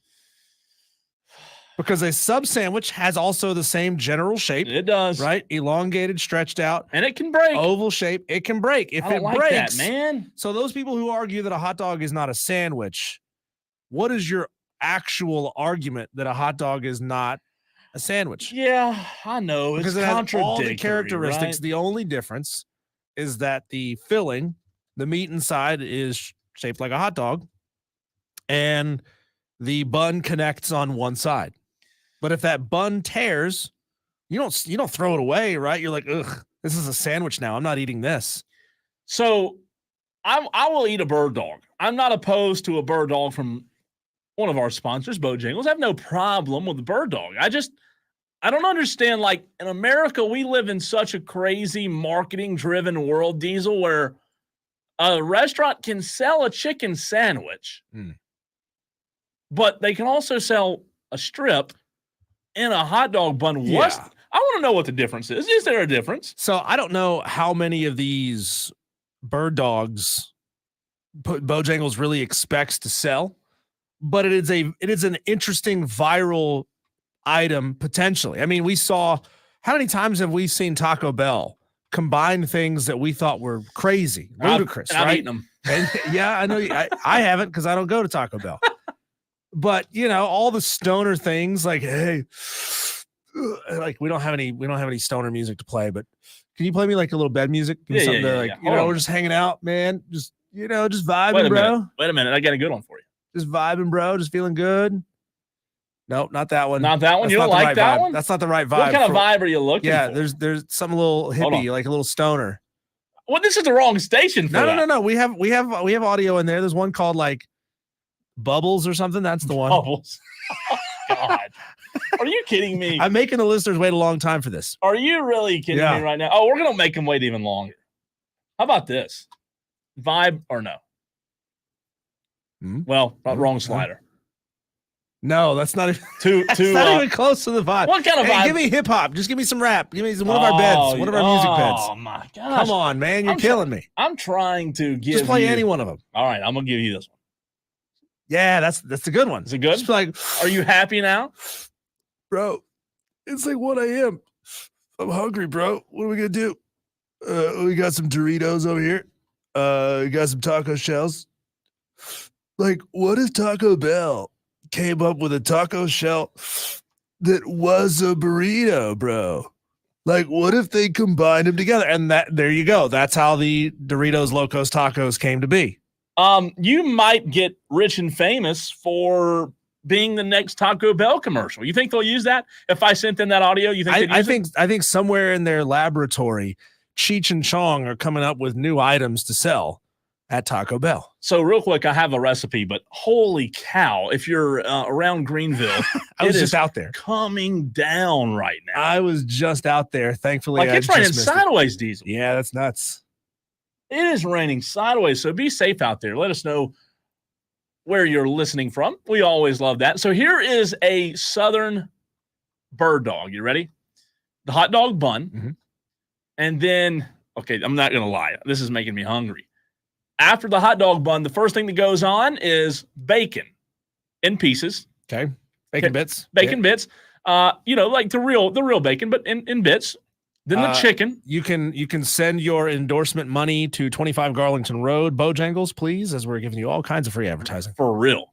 So the bacon first, then the chicken. Yep. Shredded cheese. Yep. And then your choice of sauce, but this looks like some kind of I don't want to say like a horsey sauce, but some kind of. This seems like something that a stoned, broke college kid put together. You know, like 3 in the morning, costs more than a hot dog wiener. There's not a whole lot left in the fridge. You got to combine what you got, right? I feel like that's what this is, and I would eat it, and I'll bet you it's great. No, I'm sure it is. I think I've had one. It's been a while. I want to know why they thought like, hey, a hot dog's not good enough, so we've got to put chicken. Again, my whole point is a chicken sandwich is pretty good. Here's a question. If I put a blindfold on you and gave you a small bite of a chicken sandwich and a small bite of a bird dog, could you tell the difference between the chicken sandwich bun and the hot dog bun? Same chicken, though. No, I mean, I'd be willing to bet the buns are probably the same bread. So there's no difference. It's shaped in a different way, but it's probably the same bread ultimately, right? Yeah, you would think. So there's no difference. So we've solved this. We've come to a conclusion. Jacob in Spartanburg says, when I hear bird dog, I think of the power over Ethernet video transmitters. I think of the shorts. Aren't there? There's already a shorts company called Bird Dogs, right? I have a pair of the pants. Yeah. They make shorts and pants, but I have a pair of the pants. I've worn them here several times. Why'd they call it a chicken dog?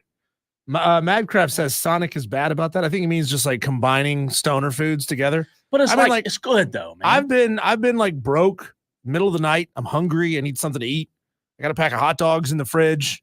Don't have any hot dog buns, but like, hey, I got some tortilla shells.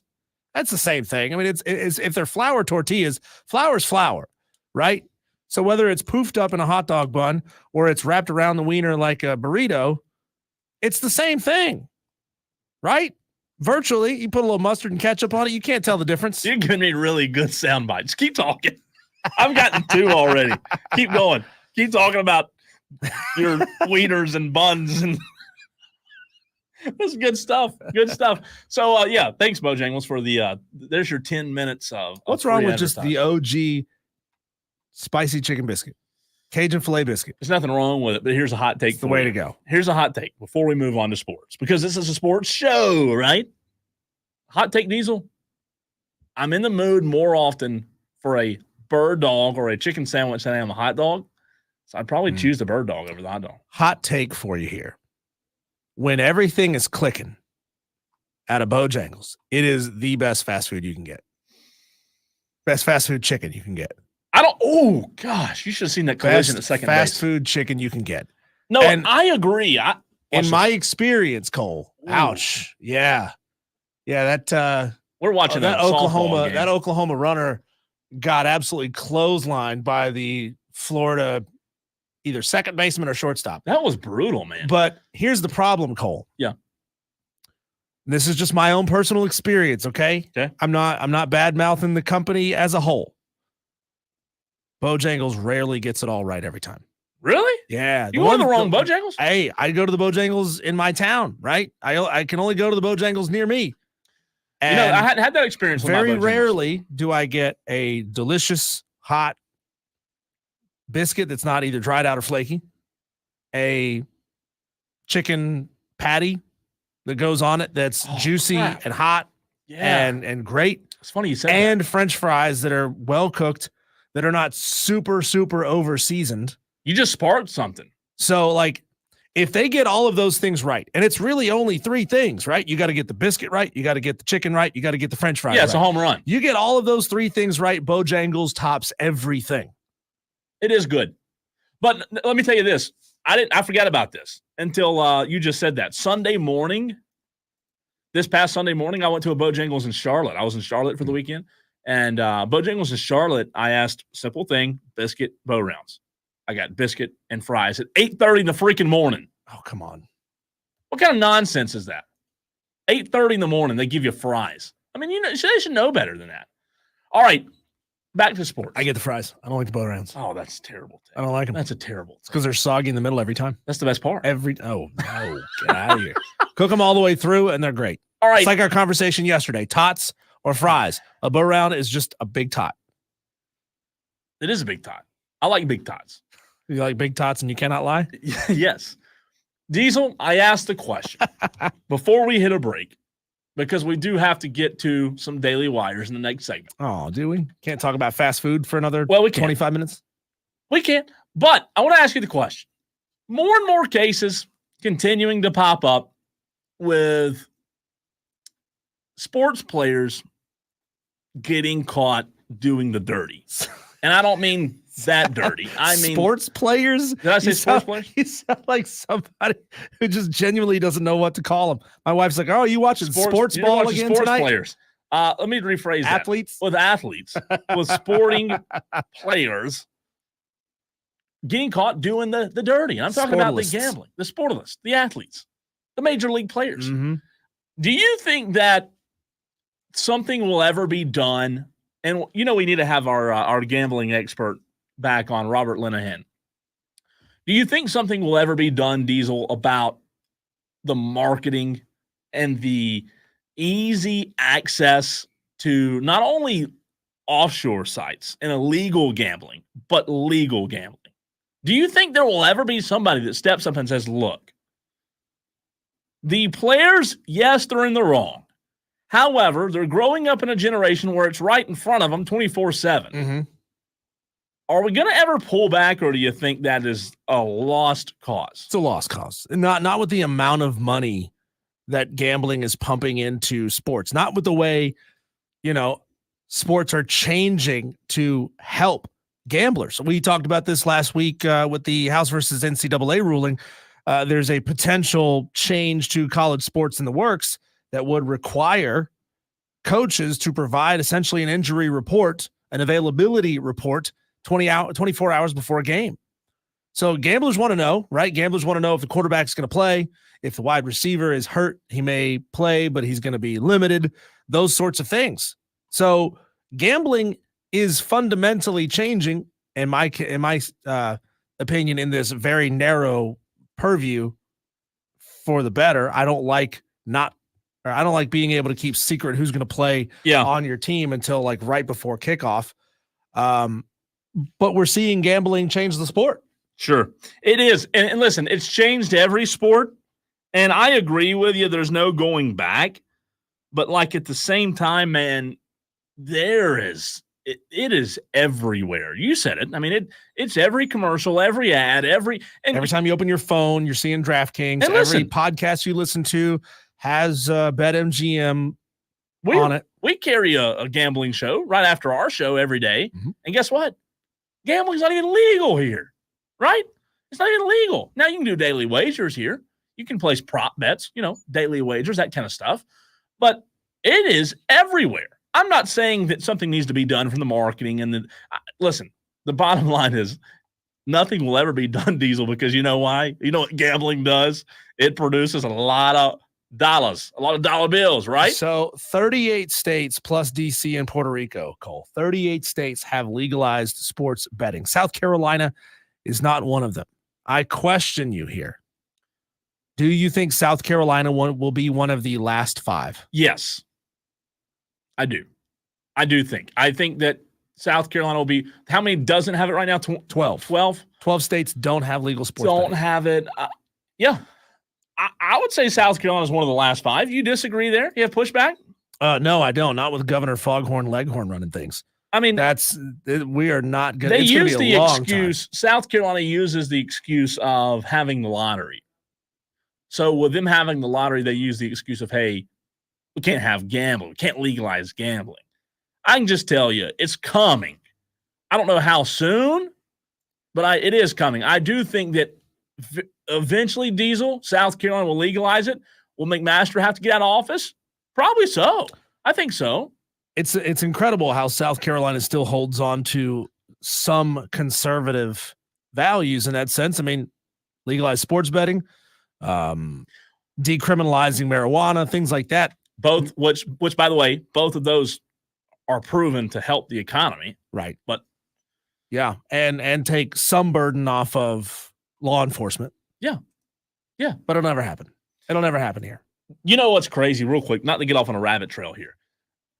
I have a lot of friends, and I know a lot of people, Diesel, who have over the past 20 years, 25 years, have known people who have had illegal, the illegal machines in their, businesses. Mm-hmm.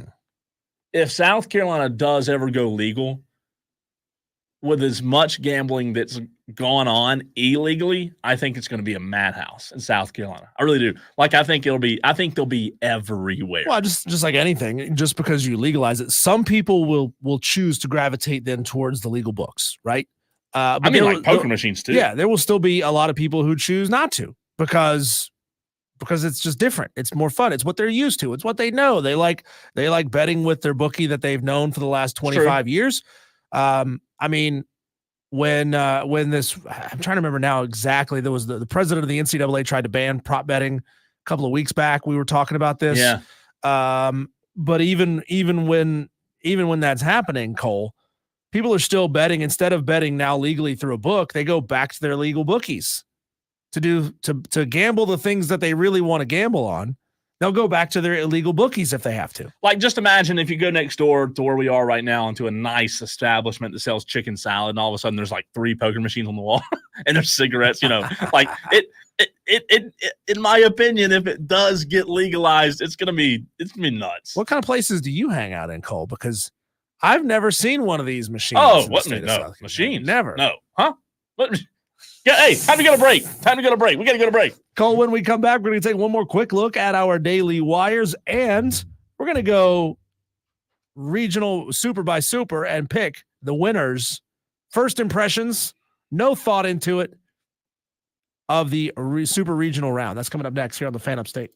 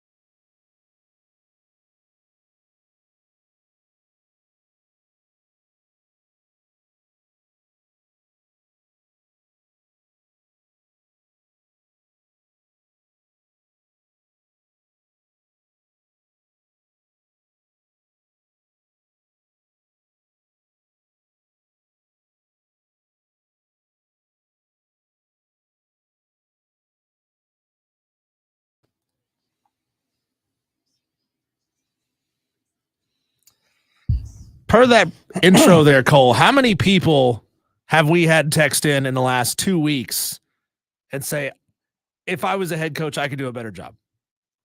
Several. Yeah, 1 or 10. Yep, 1 or 10. 1 or 10 that I can think I of. could do that. I've worked at Bojangles making bird dogs for the last 10 years, but Yeah. even I can see that the coach who's making $2 million a year is an idiot and doesn't know what he's doing. Sure.